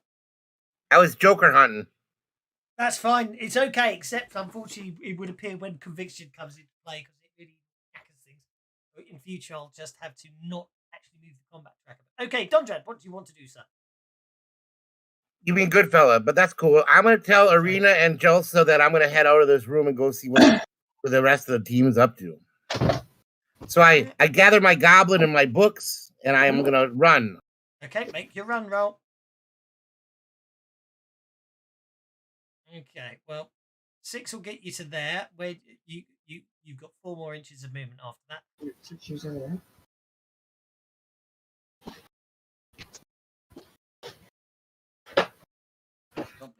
I guess I'll run into the room of chaos. Okay. Join in. 4 inches. 4 inches will get you to about 3 inches. 4 inches will get you to there. You won't actually get to join in this. Yay. Yeah, you could join in this round if you want to. Well, then I shall.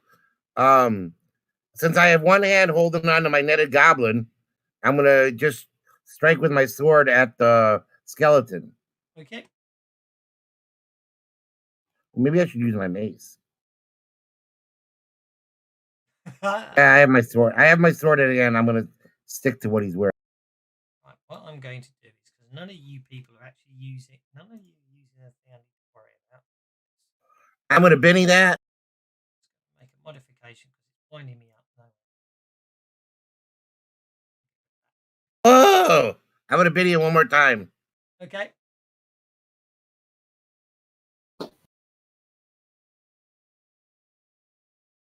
I'm gonna take that as my lesson learned. Okay, you swing with that goblin's obviously causing you all sorts of problems. Oh!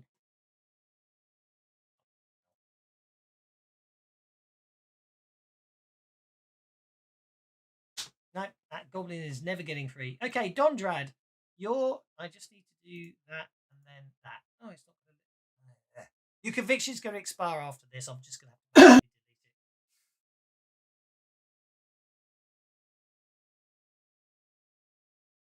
You hit.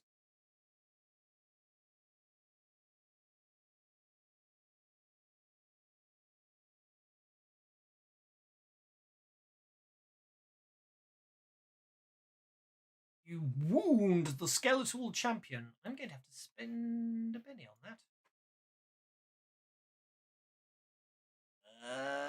Successful.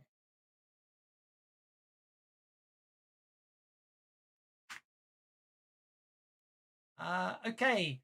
Masulian, the Cleric of Death is basic. The Cleric of Death is his protestations and trying to act all innocent and helpless and being unable to do anything seems to dissipate away. And now a snarl comes up on his face, going, "You're not needed here! Be gone!" And cast Hold Person on Bert. Which is successful.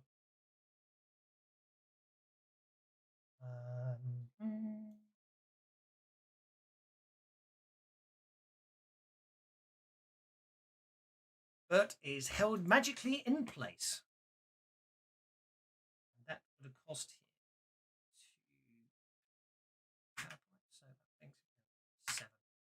7. The Skeletal Champion is still entangled. So I think I'm going to do some multi-actions. He's basically, first things first, going to brute strength his way out of everything.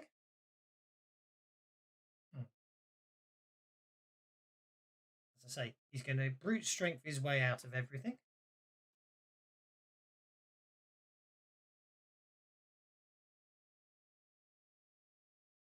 He is. Yes, it's actually the 11. I forgot it lands automatic these days. And then he is going to. He doesn't have sweep. I'm going to hit that dwarf because that dwarf's annoying. And I'm vulnerable. Okay, but he misses because obviously he multi-actioned. But you find yourself magically held in place. Do I have any way of unholding myself? Yeah, it's only entangled. But, Okay. Just the trapping is it's a magical, magical energies, right? No, Yeah. that's fine. So And he your did not get the conviction's about to expire raise. as well. Oh no, the conviction is going to stay. Oops, spent in the wrong place. That's okay. I can do it manually by ticking it. Yep. Okay, so I am. Am I bound or am I held? You're just entangled for all intents and purposes. Okay. Oh, did it actually say bound? I apologise. That's my mistake. Let me downgrade that. It should be an entangle, not a full bound. Sorry, that was my mistake. Yeah, you're just entangled. Okay. In which case, I will. I will. You know what? I think I'm going to plant growth against him. Okay. You know, two can play this game.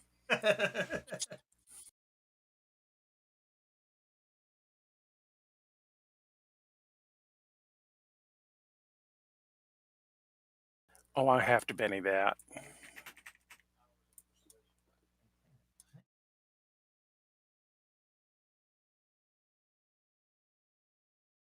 Really?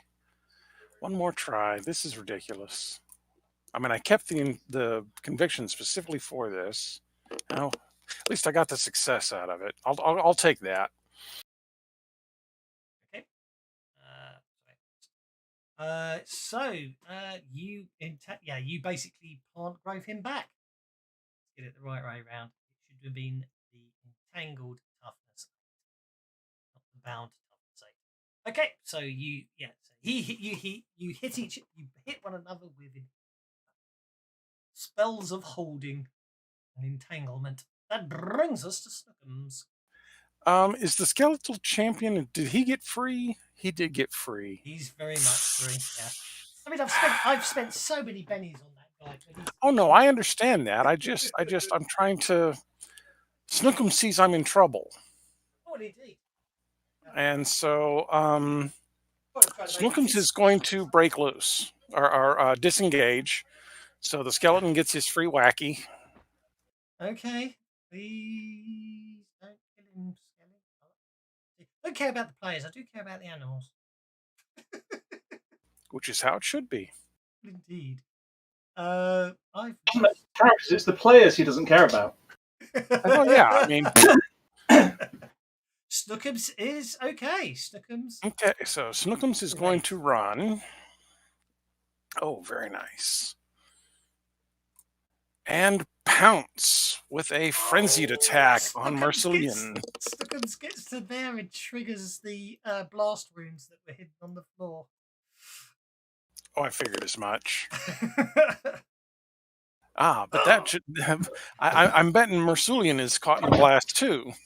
Thank you. Maybe change your address slightly. We'll find out actually, because he did move over. That might be my own mistake.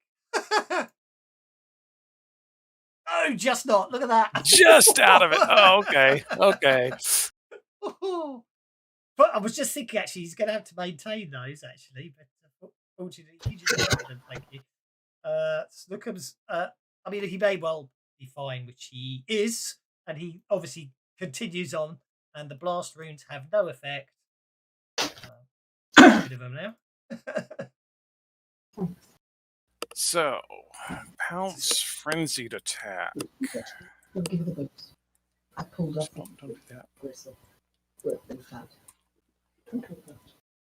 Give the vegetables and sauce. Running -4? Distracted as well from the crit. Oh, distracted from the. Right. Okay. And possibly the blast runes. Just his ears are ringing.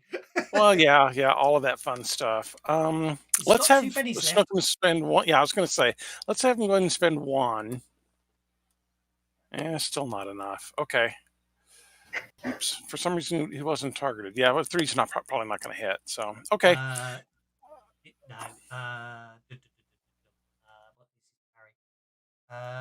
Sulian's parry is 5.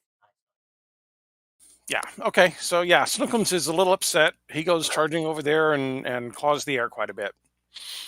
Indeed, but yeah, I think it's rather in keeping with the sort of setting that he's distracted. He's obviously he's quite eager. He's getting his stride in, and just as he's about to pounce, the ground explodes underneath him, which obviously puts him off. But he lands on his feet, but it's not as effective and dramatic as he wants. Okay, Arena. Yes. You and Jelsa are still up in here, and it's by the sound of things, they're having all fun down there. There's spells going off left, right, and centre. There's explosions. Which is obviously some strange new usage of the word fun I wasn't previously aware of. Well, you're adventurers, aren't you? That's surely fun. Okay, well, I'm going to join them as soon as I can reorient myself. 6 will get you to 6. Hang on, let's think. 3, 4. You've got to go round the walls. 6 will get you to there, going round the walls before you have to run. If you want to run, you don't have to run. Joining the party. I have a sense of deja vu about this. Well, this time you're not on your own. Yeah. You are in melee range of him if you wish to engage him. Or you can hit him in the face with a spell. You are in melee range. Well, I think I owe him one, to be fair, so why not? Go for it.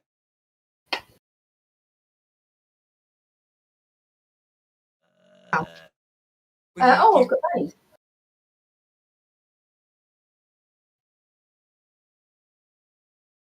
That's more like it. You hit him. You come charging back in with a katana. He grins evilly as you approach, and then you hit him. Successfully. Roll the damage.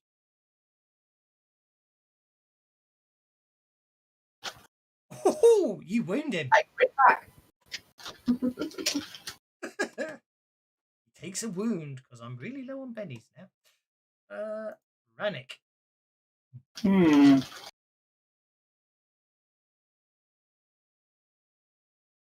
I think I'm going to try and get that grapple back on him again.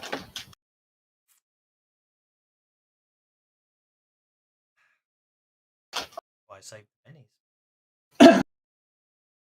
Are you happy with a 10? I've got no bennies, so I'm sticking with it. I really need to get common bond. It's good enough. And you got the raise. Now somebody hit the fucker while he's down. And you got the raise on him again. He's bound again. Jelsa! It was left alone in the boring old library. Yeah, and then she's gonna sigh and tuck the kind of pretty book with the pretty parchment, even though she can't understand it, into her pouch and go skipping off after him. Okie doke. Well, 5 gets you to there. Yeah, she don't get very far because she's tired too. Indeed. Actually, in fact, you've probably had longer. No, the fight took place in here, didn't it? So no, this is you'll lose it automatically soon. But oh look, Bert got everyone bennies.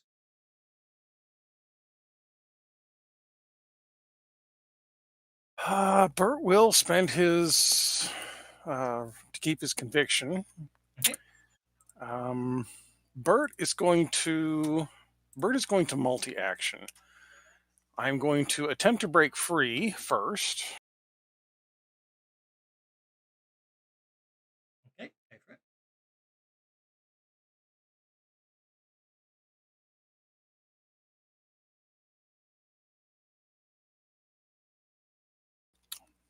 And now I will go ahead and cast a heal on Lucinda. You successfully break free. Yep, go for it. And casting heal on Lucinda. Yep, go for it. She's taken 3 wounds. She's an extra. Okay, that puts her down to -1. And I will once again draw forth that flamey sword and step over here next to Marceloon. There you go, JJ. Okay. He snarls in annoyance as you approach. Schnookums. Yeah, I snarl back. Snookums is going to once again do the wild attack frenzied.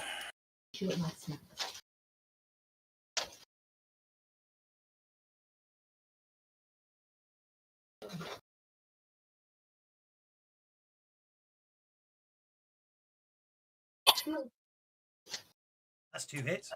The first one is going to...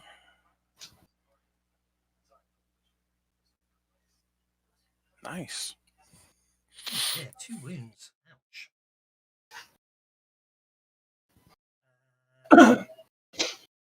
Oh, because he's entangled. No, that doesn't affect it. So he soaks one of them. Okay, yep. Okay, and the second one? 2 wounds again.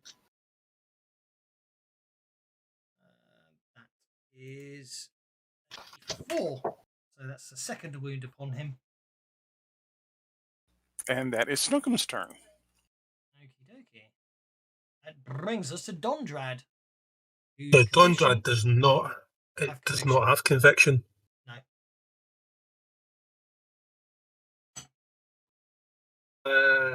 Because it would have expired. At the time, we didn't have any bellies.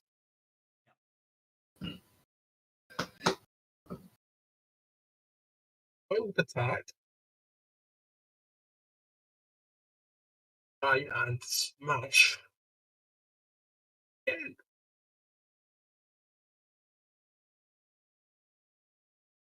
Okay, that's a hit with a raise upon the Skeletal Champion. Oh, bad roll. You wound the Skeletal Champion. Quite low damage, but good enough. Okay, that brings us to Rannick. Attempt to tear off the armor thing again. Yep, figures you might. Go for it. Still not. No, because you still need to succeed, don't you? Before, regardless of your. Yeah. Yeah. So I've still got him, but not Yep. so well. He fails to avoid it, but you fail to do it anyway. Yeah. Okay.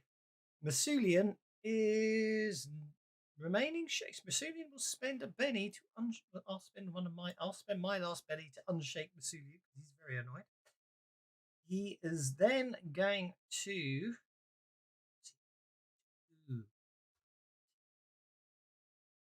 You read it all.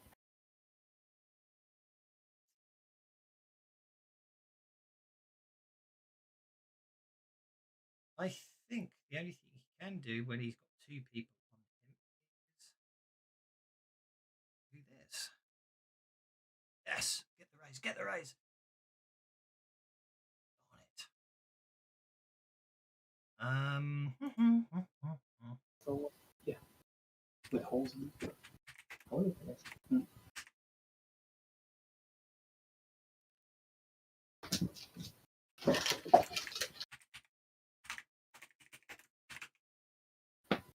Last 5 rounds, and that would have cost him another 2 power points. That's about all he can do. He frantically starts casting, and a slight glow appears around him. Good fella. I shall strike the skeleton once with my sword and once with my bag of goblin. Okie dokie. Have you got the official stats for a bag of goblin? I'm going to say it's a medium improvised weapon. Bloody hell, what's a large one look like? An orc. Yeah.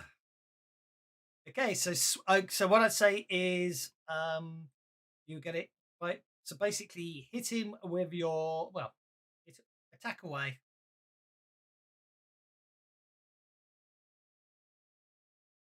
I'm having trouble getting my character sheet to pop up. That's okay. So you can hit him with your mace, aren't you? No, the sword in the bag. Okay, it doesn't make any difference. The stats are the same. So you miss with the sword. Yeah, I'm going to use the mace as a bag because the stats are right. Okay, so you fail to hit with the sword. Do you want to spend a penny to attack? Reroll the sword. I do. Okay, I'll spend a penny for you, seeing as your character sheet's sulky. Okay, so you've hit with your sword and your bag. So first things first. Hang on. Did you hit with the sword? I forgot to take off the fact that it's an improvised weapon. You don't actually hit with the sword.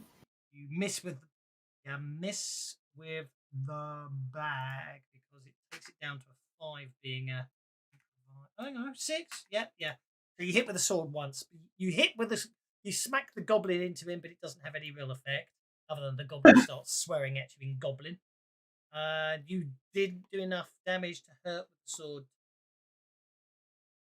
You've still got 4 bennies if you want to spend another one on the damage. He usually does, doesn't he? Oh, there you go. I'll give you a Benny back because I accidentally rolled it for you there. No. The skeletons are tough so-and-so, and I'm afraid it's unharmed at the end of all that, unless you want to spend another Benny. Go for it. Roll that damage again.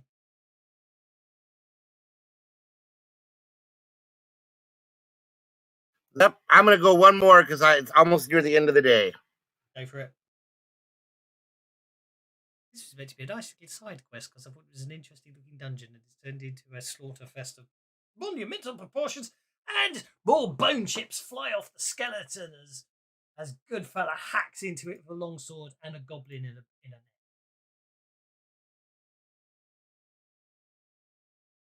Okie dokie. Oh god, Dondrad's targeting everyone under the sun, and I'm getting very... Okay, that brings us to Arena. Okie dokie. I'm going around here. As I'm going around here, I am pulling a wand out, which I will use on Running. Did we go with we need to roll to use these wands? I can't remember. It's a wand of healing, isn't it? Yes, mine healing. Do you want me to roll to use it or not? I think it is a spellcraft to activate it, isn't it? Oh shit. Okay. I don't know what happens when you critically fail. I would say Touch you anywhere appropriate when I was trying to get it off you. When I was trying to heal you, I didn't touch anything I shouldn't have done. I'm really ow. I'm going to say critical failure with a wand is nothing happens, but it costs 2 charges. Okay. It takes 2 charges off it somehow backfires or magically miss. Now 2's extreme. It costs a charge, but nothing happens, if that makes sense. Okay. I think 2's too much. One's enough because it's basically one. Yeah. Jossa. Yeah, she's gonna come up there and she's gonna see what's going on. She's gonna, I ain't going in there, but she. Hey, she's impulsive. She's not stupid. Awful stupid. Dear. But she of course she'll do the selective, so that would hit him and him. Both, yes. She's gonna say a little prayer to Desna first. My mouse stopped working. That's annoying. Meant to have all these cool sound effects, but it's annoying. Okay, you. Living hell, you got both of them. Yeah, I did. I just see you rolled a 36 on your spellcasting and I missed it. Yeah, it was entertaining. I'm going to. Oh my god! If I get to my feed, it should be in time to see it.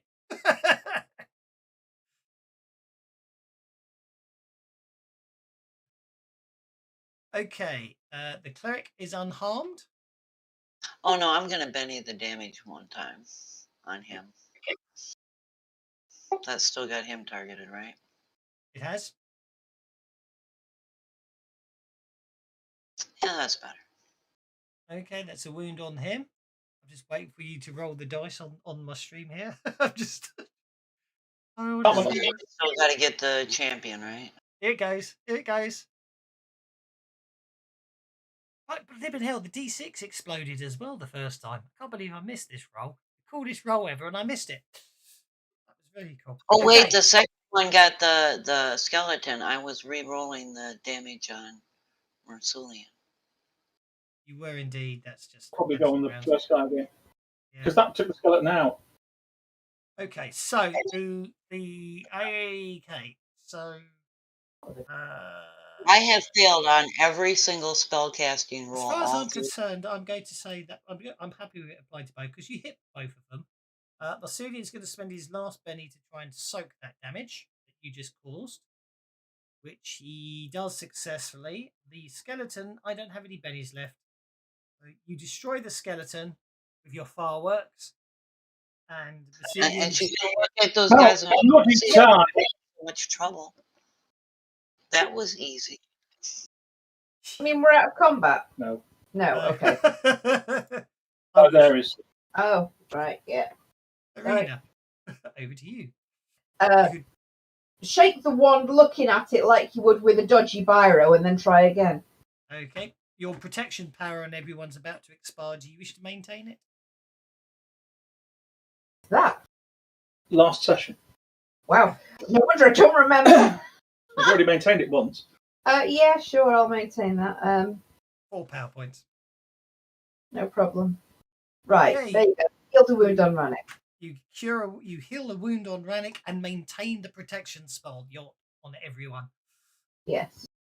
Actually, that should have gone down. I completely forgot, and therefore I'm going to let it stand, but you were incapacitated, so it should have failed. But Do you want it to be down there? No. It's been up for this whole fight, so I'm not going to change it now. No problem. Obviously, you've got such. When you cast that one, you managed to tap into the ancient runes of elven magic, and therefore were able to maintain it even while unconscious. See. If you can pull it off again, we'll never see. Anyway, but sorry, back to you, sir. You used some unobtainium. We lost Bert. I think we might have lost Bert. I think I'll actually move down here as well, if that's alright with you.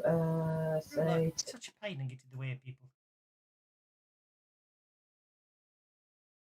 Certainly can.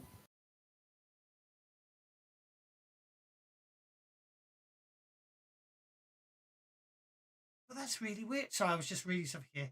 Akil said the targeting part of dragging the attack on no longer works.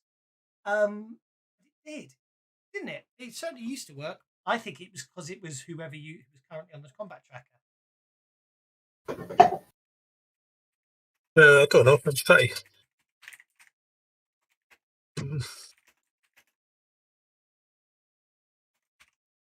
Anyway, I know I used to use it all the time, so I don't know why it doesn't work anymore. Have we got Bert back yet? Okay. Obviously, Bert and Snookums are distracted something by the farm. No, we're back. We're back. Yeah, time to start chopping on Mercelulian. Mercelulian, how do we pronounce that?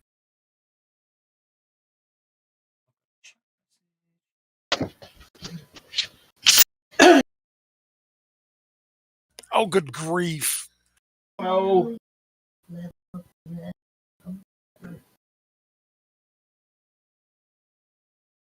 He's got a shroud of bad luck up, doesn't he? So far tonight, Jelsa's bad luck has been just enough to keep her alive. Oh dear. Oh dear me. I think what we're going to say is you're still getting used to the balance of the sword because it's a little strange and unusual, and unfortunately, I lost all ability to. Yeah, there we go. Right. It's not the Dragon Slayer. Okay. You can't. It's not the Dragon Bane, so you can't go falling over and prone and everything else. I'm just going to say basically,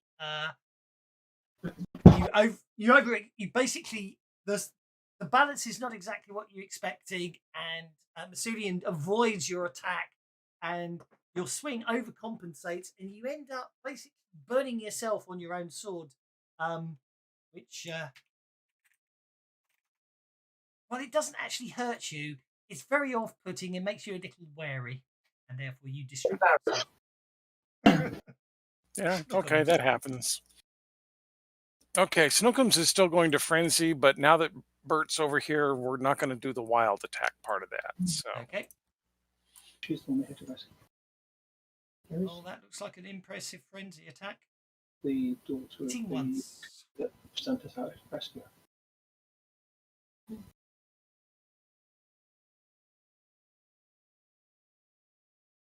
Shake him. shake is good enough. Not at all. Given the amount of buffing the guy's given himself. That brings us to Goodfella. Public. Are you skipping Rannick? You skipped Rannick.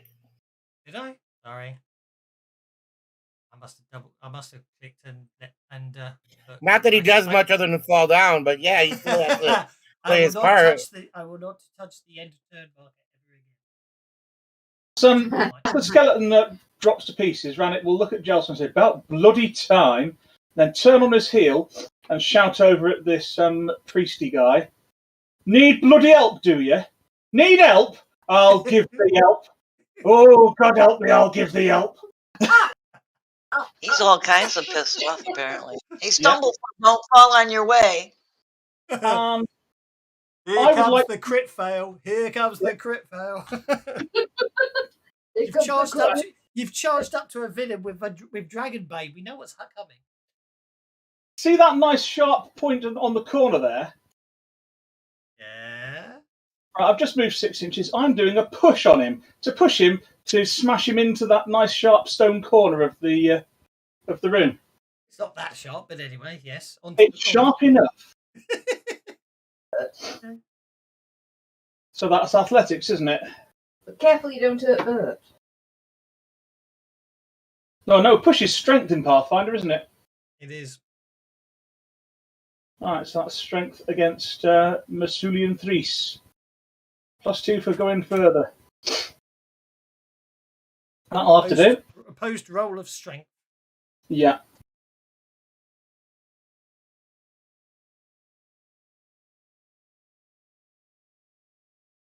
I'll slam him against the wall.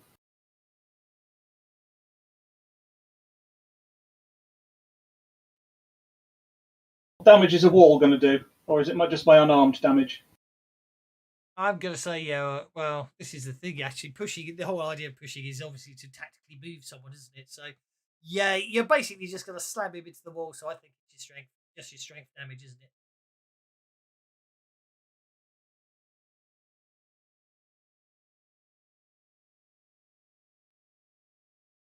Shove him into the corner there. I'll spend a penny on it, though. Okay, so I've shoved him into the corner and followed up. That's fine. Good fella moves to there. And I'm going to stun him. Go for it. He's in range. Hit him with that stun. Here comes the stun. Doobie. I'm not giving myself a penny.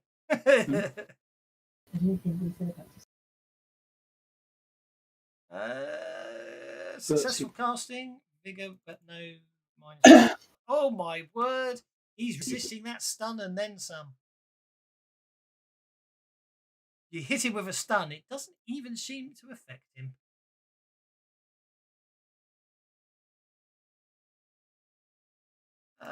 Dondrad. Dondrad.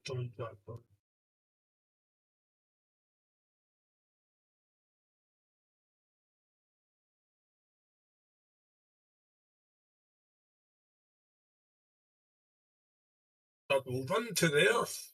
And then what I will do, I will cast a blindness spell, cast continual light on his eyes to blind him, drop his fatigue, and make him glow, which will dispel his shroud of power.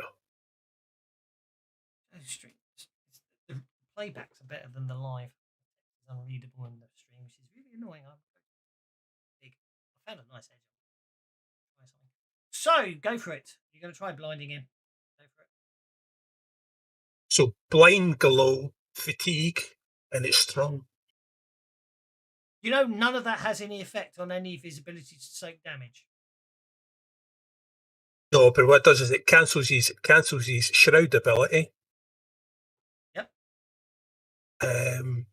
Makes him make his next attacks at -1 because he's fatigued. Sorry, -3 because he'd be blinded as well. So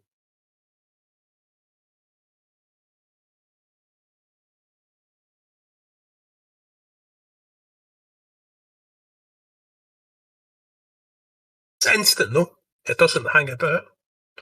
No, but it does stay. It stays until he shakes it off. The effect's instant. He shakes it off as vigor rolls a free action at the end of his following turn. That's a very good question. So, I so can't yeah. remember. No, we've been through this before. You If go, it's Jim. instant, it goes. But anyway, so his turn's up next. He's So if it's he instant, loses. the glow, and the hinder, and the hurry and the shroud only last one turn. If it's an instant power. Aye, but surely the glow should dispel his shroud. I'm not denying that one. Anyway, his turn's up. He's big damage and Did you hinder him minus as 2. well? Did you say? You did. Yeah, Okay. and he's minus 2. He's trait roll. Well, the hinder will cancel out the hurry, won't it? Yep. Well, it does certainly doesn't. The hinder will cancel out the hurry. Yeah. Basically, what I'm trying to do is I'm trying to strip off his bonuses. Yeah.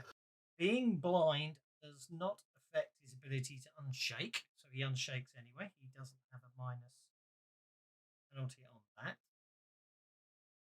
Okay, and it's not. Which means any trait roll you make for attacking is Why minus the 3. heck did you play minus 2? Oh, did you do it strong? Did you? Yeah. Okay, right. I'm really trying to make you miss your turn. Well, yeah, that's fine. He is going to maintain his deflection. And he's then going to cast a power that doesn't require him to have any line of sight or anything.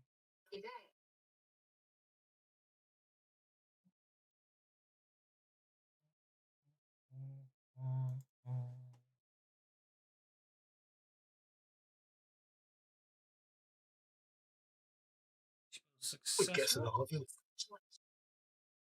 And the blindness doesn't affect that.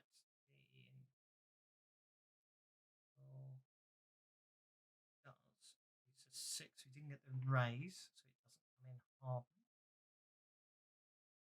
Library. Where am I looking? I'm looking in player's guide.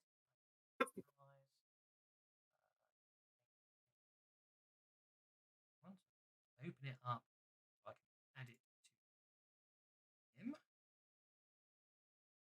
I can put that.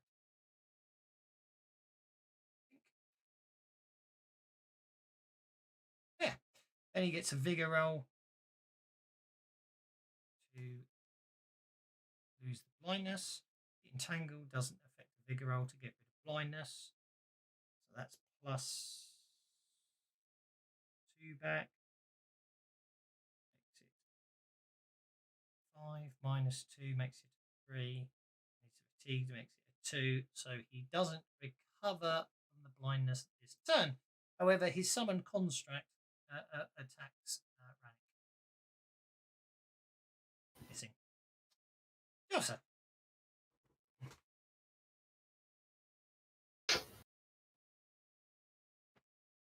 Oh, she's gonna come walking in and see that they're all getting all. Oh God, they complain about me.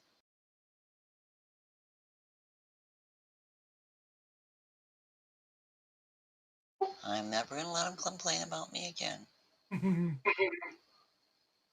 That gets the construct and what's his name? Does indeed. Yes, indeed.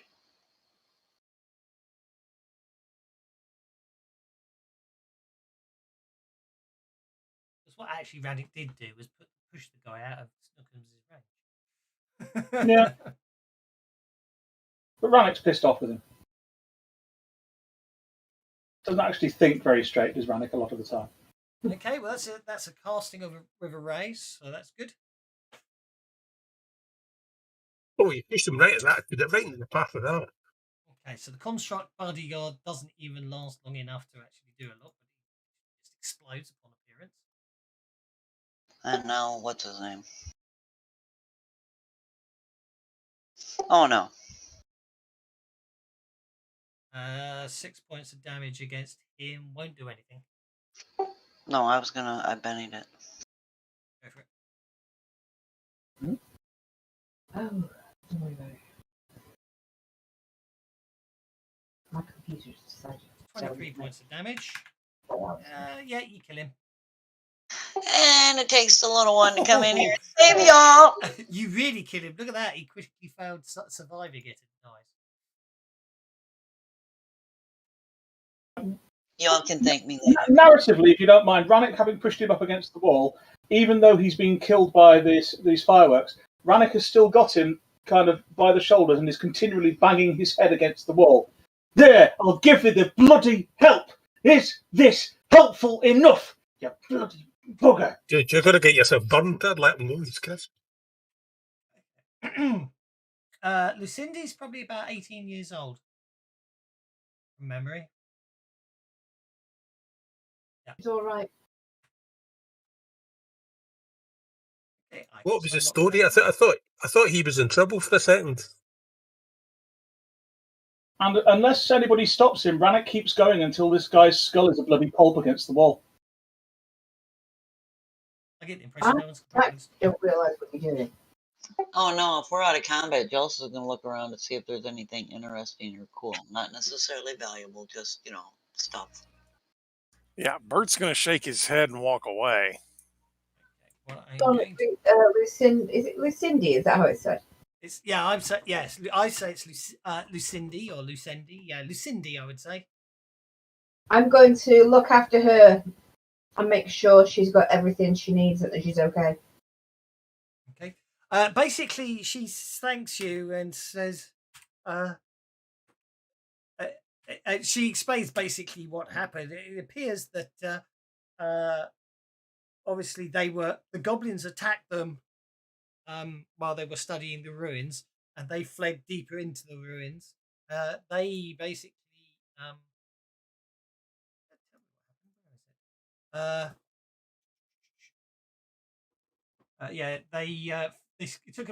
they spent several days exploring for the ruins before discovering the vaults below, which is obviously the teleport bit. Thereafter, Matsurian obsessed over the strange tomes catalogued in the library. Lucendi explains how she watched with growing concern as the lore in the books changed him.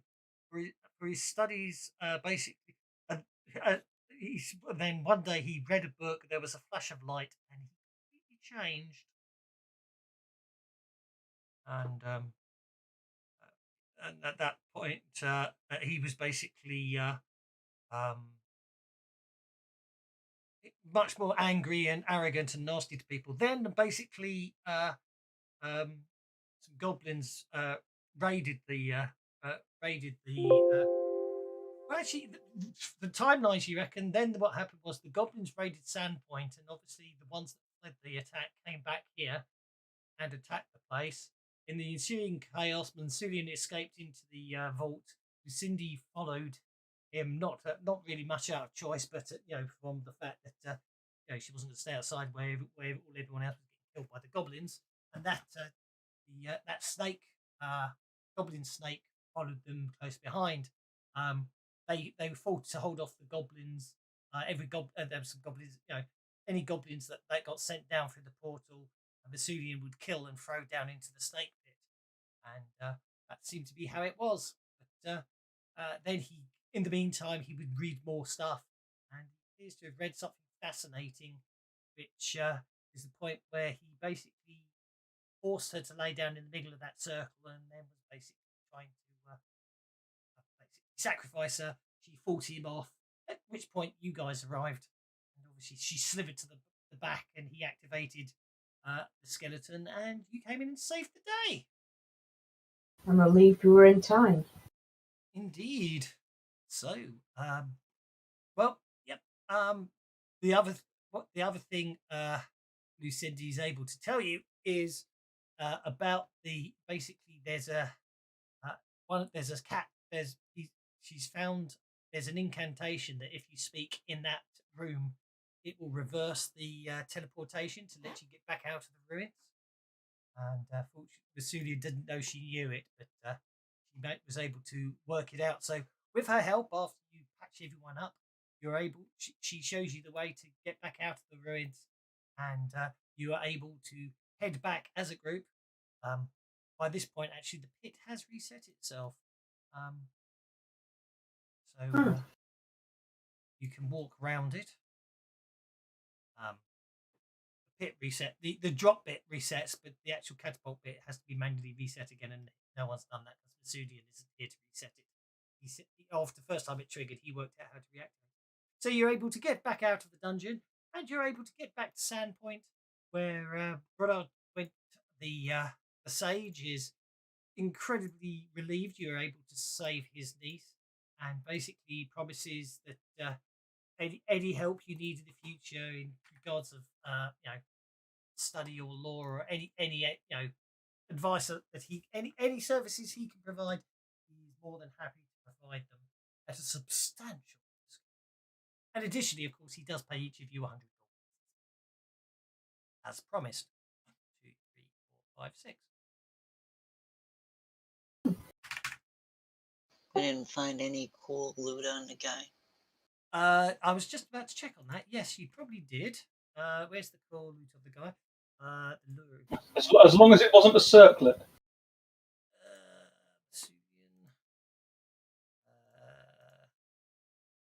Yep. Okay. I shall add his gear to there. Oh, obviously you share out. He did have some gold on him, so you share out that. He had a.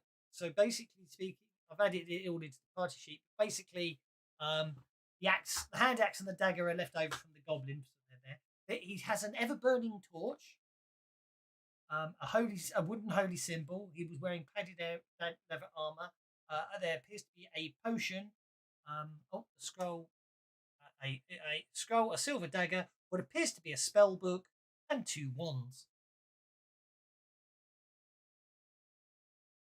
Probably getting the magic-y people to work out what the magic-y stuff does. Yeah, so I'll have a look into that.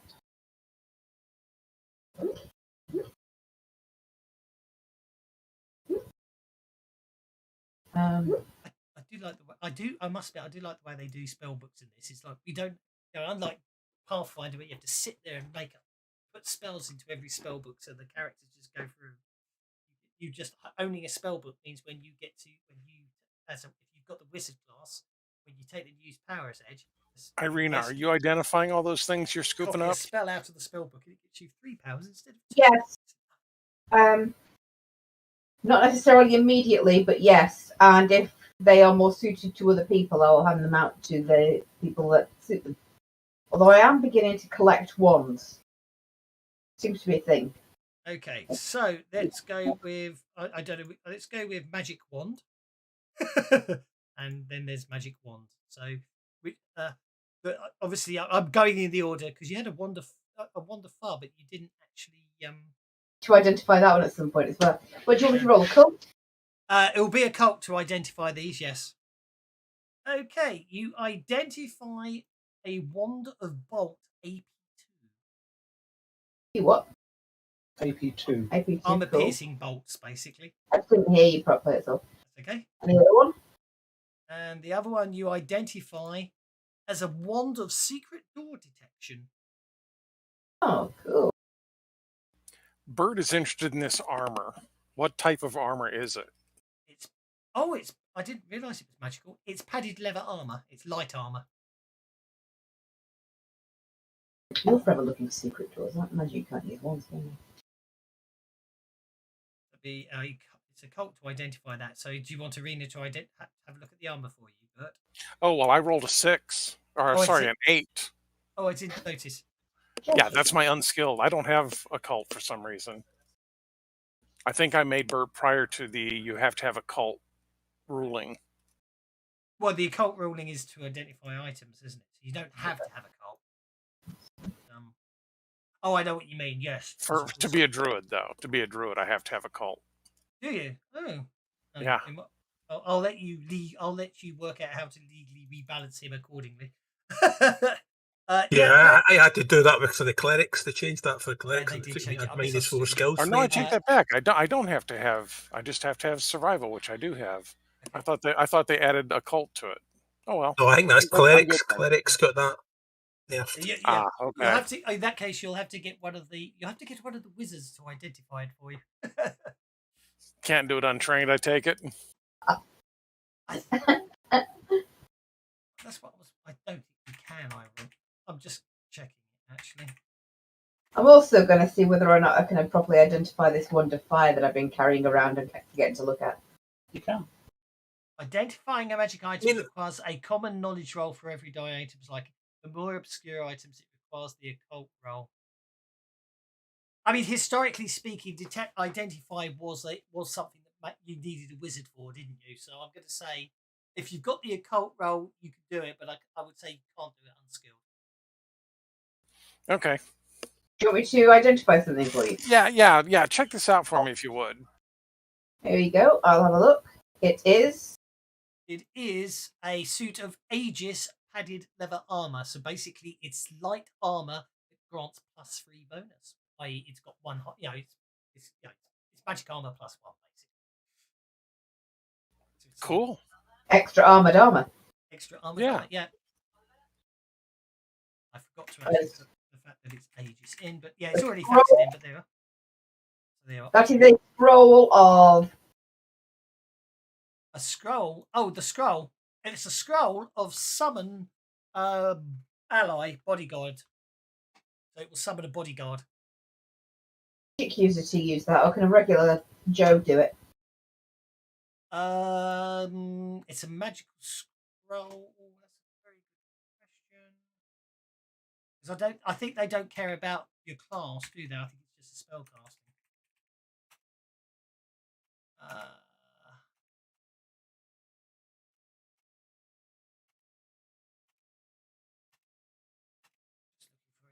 Now, magic items, scrolls. Each scroll has one power ascribed onto it, including possible power modifiers. A character must have a scroll in hand and may not read more than one scroll. Reading a scroll is an action and requires a smarts roll or arcane skill roll, caster's choice. So I would actually argue then anyone can use scrolls. Well, then let's give that to somebody who doesn't normally have magic. Who'd like it? Sorry, so anybody could use a scroll. So that would be Rannick then, because everybody else is a scroll is an action and requires a smarts roll or arcane skill roll. Rannick's not interested in it. Okay, fine. Well, in that case, caster's choice. They're not class locked. Stumblefoot is concerned if he tries to put too much information in his head, he'll get a headache. No, I quite like the fact that anyone can use scrolls, because that's the point. The whole point. I must admit, if I ever GM this, I'm going to be a total meanie and let you only cast scroll spells from your spell list, your class spell list. For no logical reason other than it's D&D. Made a roll to identify that, so could you put its proper identity in for me? The wand fire. I just dropped it back in the party sheet so that's easier.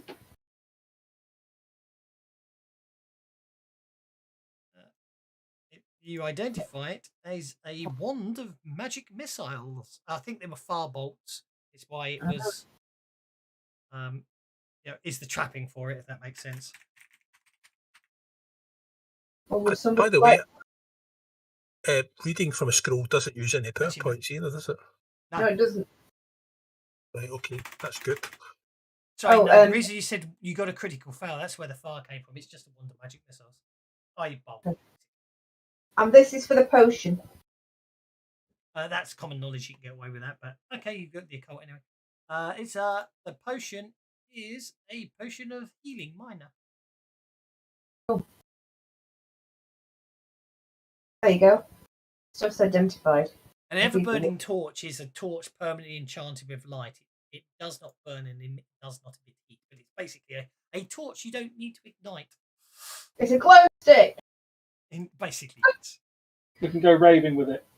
That should go to Goodfella. That torch at Everburning should go to Goodfella because I believe he's the only person that can't see in the dark. I just called Goodfella God by mistake. I noticed that. Okay. Okay, so there's a scroll, so that leaves the hand axe, the Grab a couple of things without asking, so I'm letting everybody else cook for everything else. Okay. As in, I didn't know. I do believe by the time you get back to Sandpoint, the sheriff also returns. He thanks you profusely for all the good you've done. He's only been hearing good things about you, and basically thanks you for hanging around, and says, "I suspect this is obviously just the meeting next week. I suspect you'll be wanting to go after that information you had and find out what's going on down at Thistletop." Only just to remind you what you guys did find out before I threw that other dungeon. Yes, there are lots of goblins in Thistletop, and possibly not posed for those pictures, daughter of the priest whose body's been taken away, who's got wings apparently. Yeah, in the journal, she's turned into this winged creature. Apparently, she's going to go off to some ceremony to raise something. I didn't mean to drop that back in. I already asked that. That was an accident.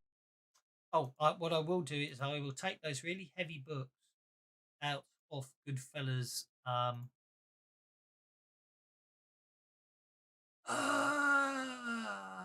What's the word I'm looking for? Backpack. Inventory. Thank you.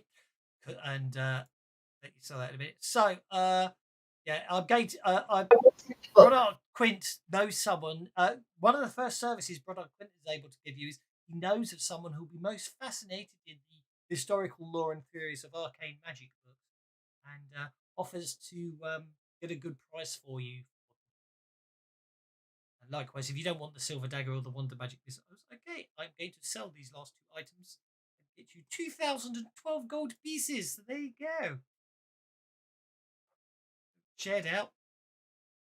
And before we bugger off to Thistletop, Rannick is going to pay a visit to the Rusty Dragon and find Amiko and say, Sparkle Tits told me I had to give you this, he says, holding out the bottle of fine wine that we got from way down beneath point. She says I'm to give it to you because you're my girlfriend. Now, I know you're a girl, and I think you're my friend, but I didn't think you were my girlfriend. But apparently you are, and I've got to give you this wine. Amika blushes quite brightly, smiles sweetly, and takes it with a very sincere thank you. And look, she's definitely looking around to see if she can find Jelsa anywhere, because she's obviously been hanging around Jelsa long enough to know what's going on. But she takes it and says, "We shall drink it together on your safe return." Right, welcome. I catch her eye and I wink at her. Right. In the meantime, before you head off to Thistletop, I will say is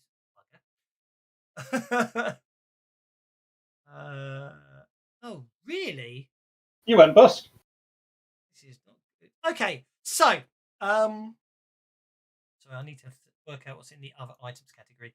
So basically, if you wish to do any investigations, I'm afraid it would appear that obviously Sandpoint's been hit hard by the Goblin raid, and unfortunately, the first roll was how many potions and scrolls were available to purchase in the town at the moment. The answer is none.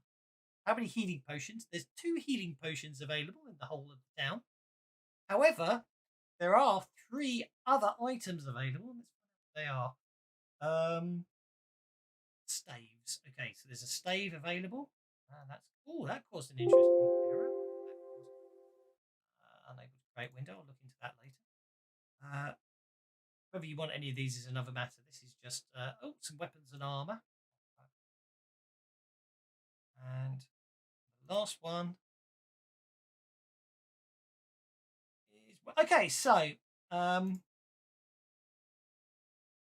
so apparently whether you can afford any of this is another matter, but a staff of healing is available for purchase. Healing. How is that different from a wand of healing? I think staffs regenerate. I'm going to check in a sec. That.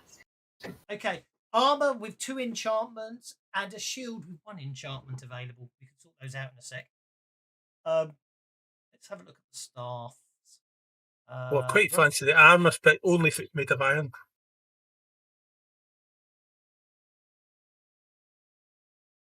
Staves is a long shaft of wood, bone, or metal, or even glass that stores several spells, including power modifiers. The character wielding the staff may cast any of the listed spells as an action. The skill or the tribute needed to activate is listed. The staff has 10 charges when a staff has 10 charges when created, which is also its maximum. Each spell cast from the device consumes the number of listed charges. It regains 1 charge every sunrise. Nice. And it can do healing, relief with restoration, healing with neutralized poison and disease. And costs 29,600 gold pieces. Yeah. Wow. And uses spirit or faith. Okay, totally coveting it, totally can't afford it. I want to know what's in the spell book I've got, by the way. The spell book. Well, that's the thing about spell books. What happened? That's what I really like about the way it works here. If you have the wizard class and take the new Powers Edge, when you because what happens is you have a spell book you can copy a spell out of. So what actually happens is, with the wizard class, take it and a spell book that you've acquired, you add 3 powers, not 2. No, that's if you have a scroll with the spell on that you want to learn. Maybe they changed Or it. a spell book. Or a spell book. Or a spell book with that spell in it, yes. No, my interpretation was a spell book, you just pick the power, is my interpretation. I thought when I read it, you have to have a spell book to be able to recover your spells, and if your spell book gets lost, you're buggered. You've got till the next sunrise, and you can't use them anymore. I thought the whole point of a spell book was with the wizard. Not your spell book. When a wizard takes the new power set, he chooses new powers as usual, 2 powers as usual. If he has found any spells, including scrolls, through exploration or purchase, and it is of his rank or less, he may take one of those as a bonus 3rd power at that time as well. So you would you need to know what spells are in that spell book to be able to learn them as a 3rd power. Really hoping you didn't have to do that. It would be all of his spells. Yeah. All of the spells that he was throwing is what would be in there. Yeah. Okay. In that case, you'll need to make a note of them. I completely understand where you're coming from there. That's okay. They must have changed that because I must admit, I've read it so many times. So should be able to have that as a note into the spell book, though, shouldn't you? Into the item. Blast runes. So basically, blast. Yeah. Boost lower trait. Sloth speed, telekinesis.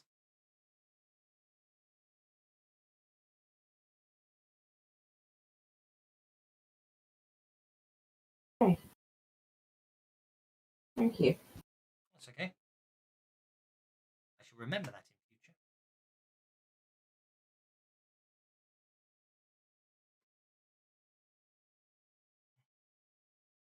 in future. Hey, Kevin. Hello. This is a good fellow. Indeed, it is. I won't be here next week. Okay, not to worry. I have mandatory training. No problem at all. We will miss you, that's for certain, but I'm sure they won't get too far without you. I'm sure they'll need you. Is it walking training? Oh, wait, no, that would be Rannick.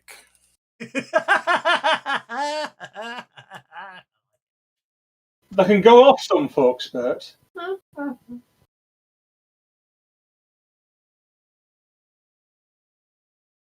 I like it. That made me smile. Which is only carry 1 active spellbook at a time. The mountain of scrolls and when the wizard takes the power stage, choose only powers. If he has found any spells, including scrolls through exploration purchase of his rank or less, you can take it bonus. So yeah, you do need to keep track of the spellbook.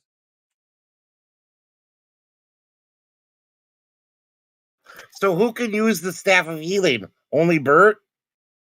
I could. You could, but I don't think any of you can afford it. There's no way I can afford it. It's as far as I can tell, the whole party's got 7,000. If you had all your gold together, you've got 7,000 gold pieces. Unless that Unless that spell book's worth a fortune and worth selling. You mean the stuff I scrounged? You want me to share my stuff with you guys? What?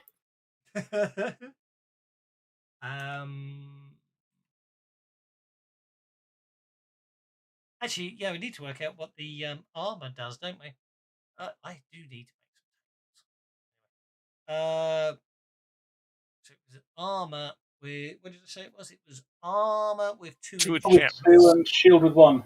Okay, well that's, I tell you what, armor with 2 enchantments is definitely going to probably price it out of your. I'm gonna have to sell that Masterwork ransom as well. Okay, armor and shields, enchantments. I'm looking for enchantments, not actual magic armor. So Aegis costs 3 grand. Animated. Or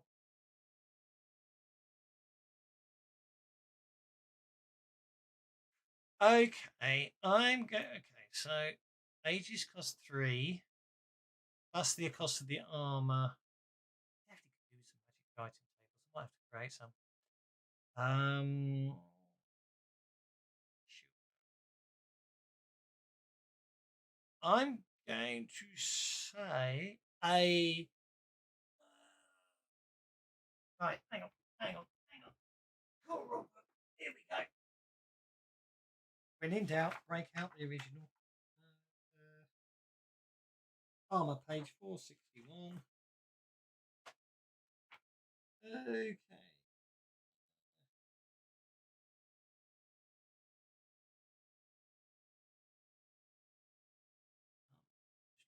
The first.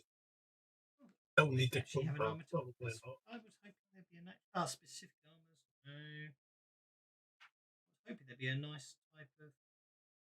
Okay. Right. So on a 1, I'm going to roll a d6. 1, 2 light, 3, 4 medium, 5, 6 heavy. It's light armor. So it's light armor.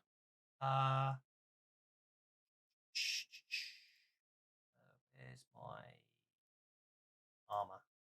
So if it's light armor, we're talking qualities that armor can have.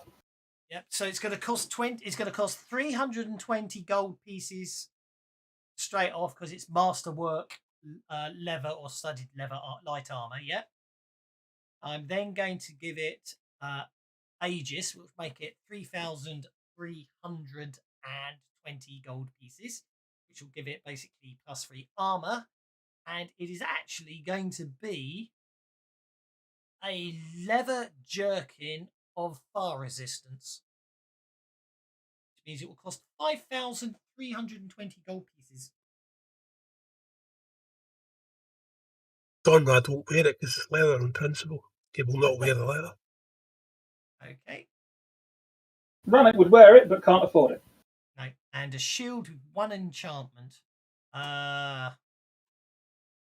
So, stupid question, but how many silver pieces of gold? I think it's still 10, isn't it? Yeah. Did we get any scavenge off that skeleton? He had a masterwork longsword. Oh yeah, you could sell his masterwork longsword, I suppose. Do you want to sell his? I wouldn't mind it. I haven't gotten any. I'll give you his masterwork longsword. Certainly, yeah, you certainly want that. Let me go find it. NPCs. Did I create a parcel for the skeleton? And did that guy that was creepy? Did he have any stuff after Jelsa killed him?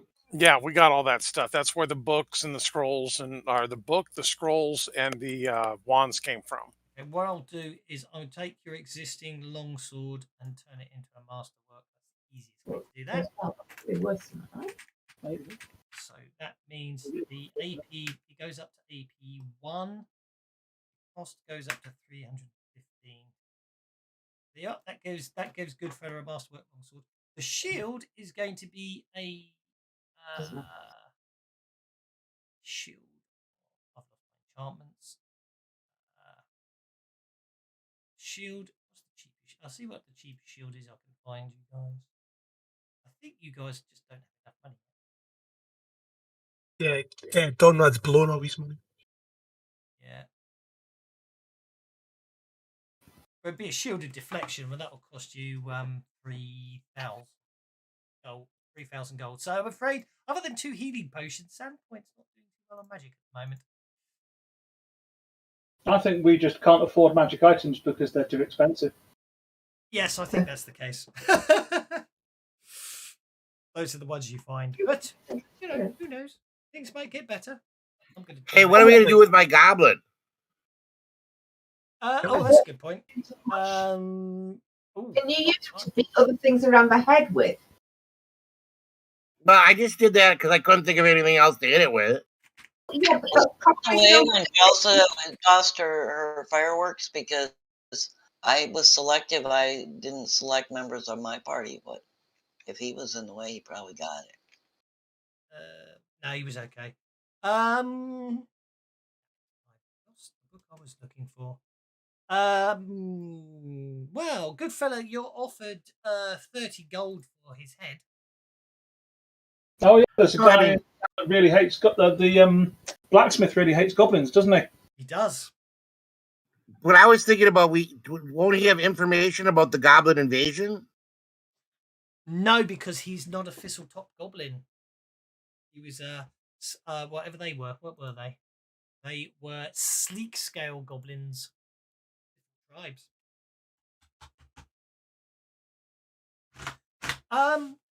I will let you. I will. Let me see. What might he know, if anything? If anything.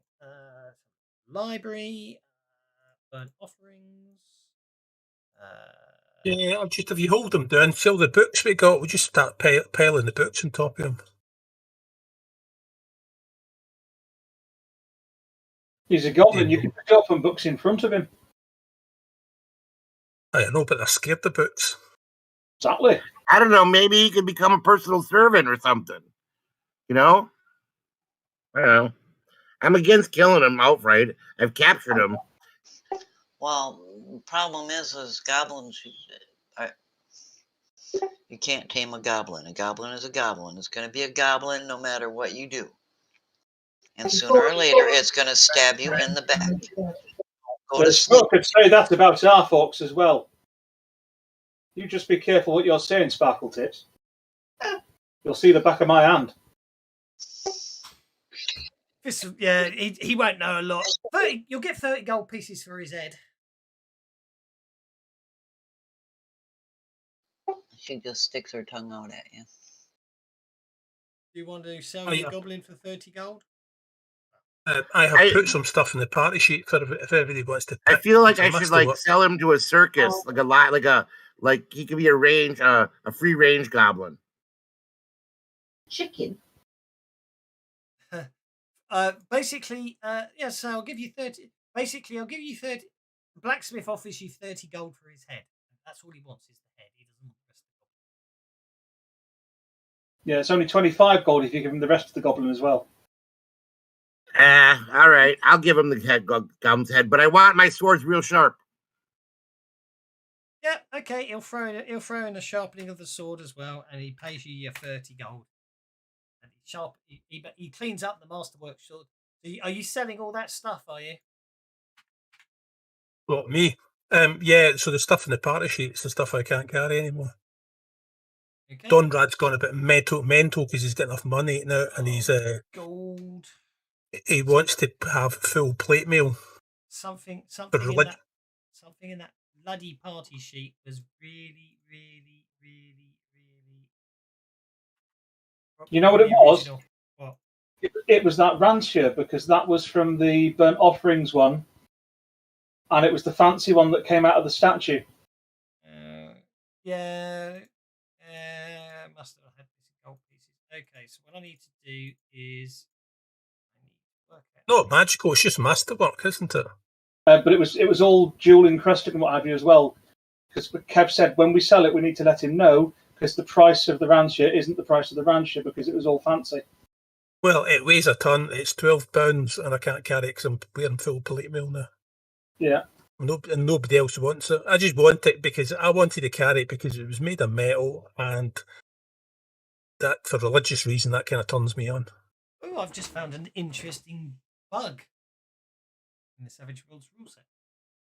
You can only have 3 forms of character. Yeah, I discovered that because I had copper, silver, and gold, and then when platinum pieces were distributed, I was missing out. Yeah.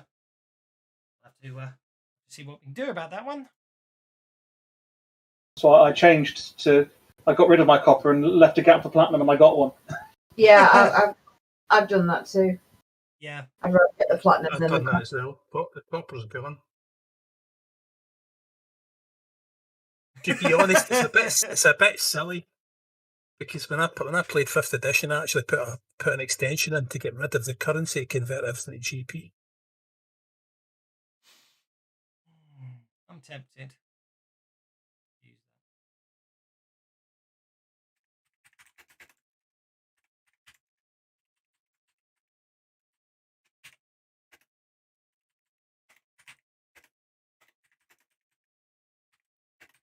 Yeah, so Donrad worships Gorham. Gorham is also known as the god of iron. The Iron Lord. So, Iron Lord. So that's why he always wears metal armour rather than doesn't like leather. So full plate mail is considered ceremonial dress. And that's also why Stunty always smells slightly of rust and oil. And squeaks when he walks. If you've still got that code to convert these gold pieces, I might take you up on it. Yeah, so that's why I took the Rancer, because the Rancer was a masterwork metal weapon. And but now it's too heavy.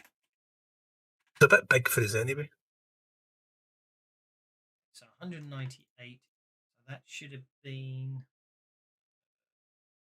Sorry, let's just do that, and there you go. That means everyone gets the right amount of gold. Great.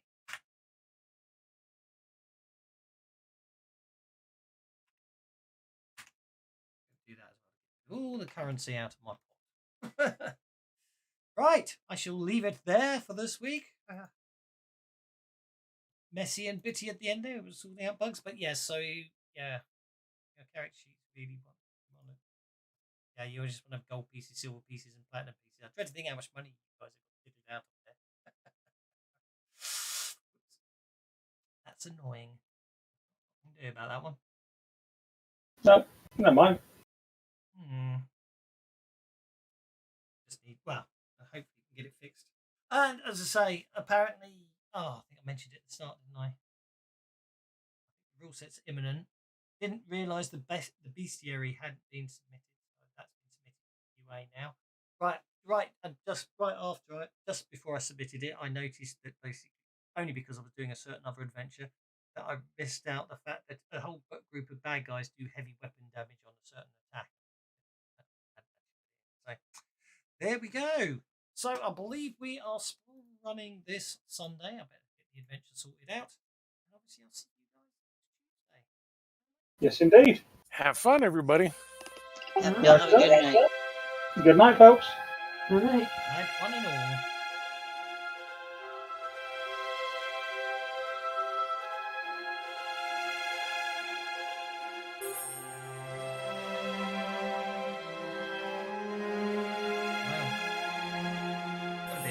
But back to normal next week. They're attacking Thistletop, and I'm waiting for them to sorted.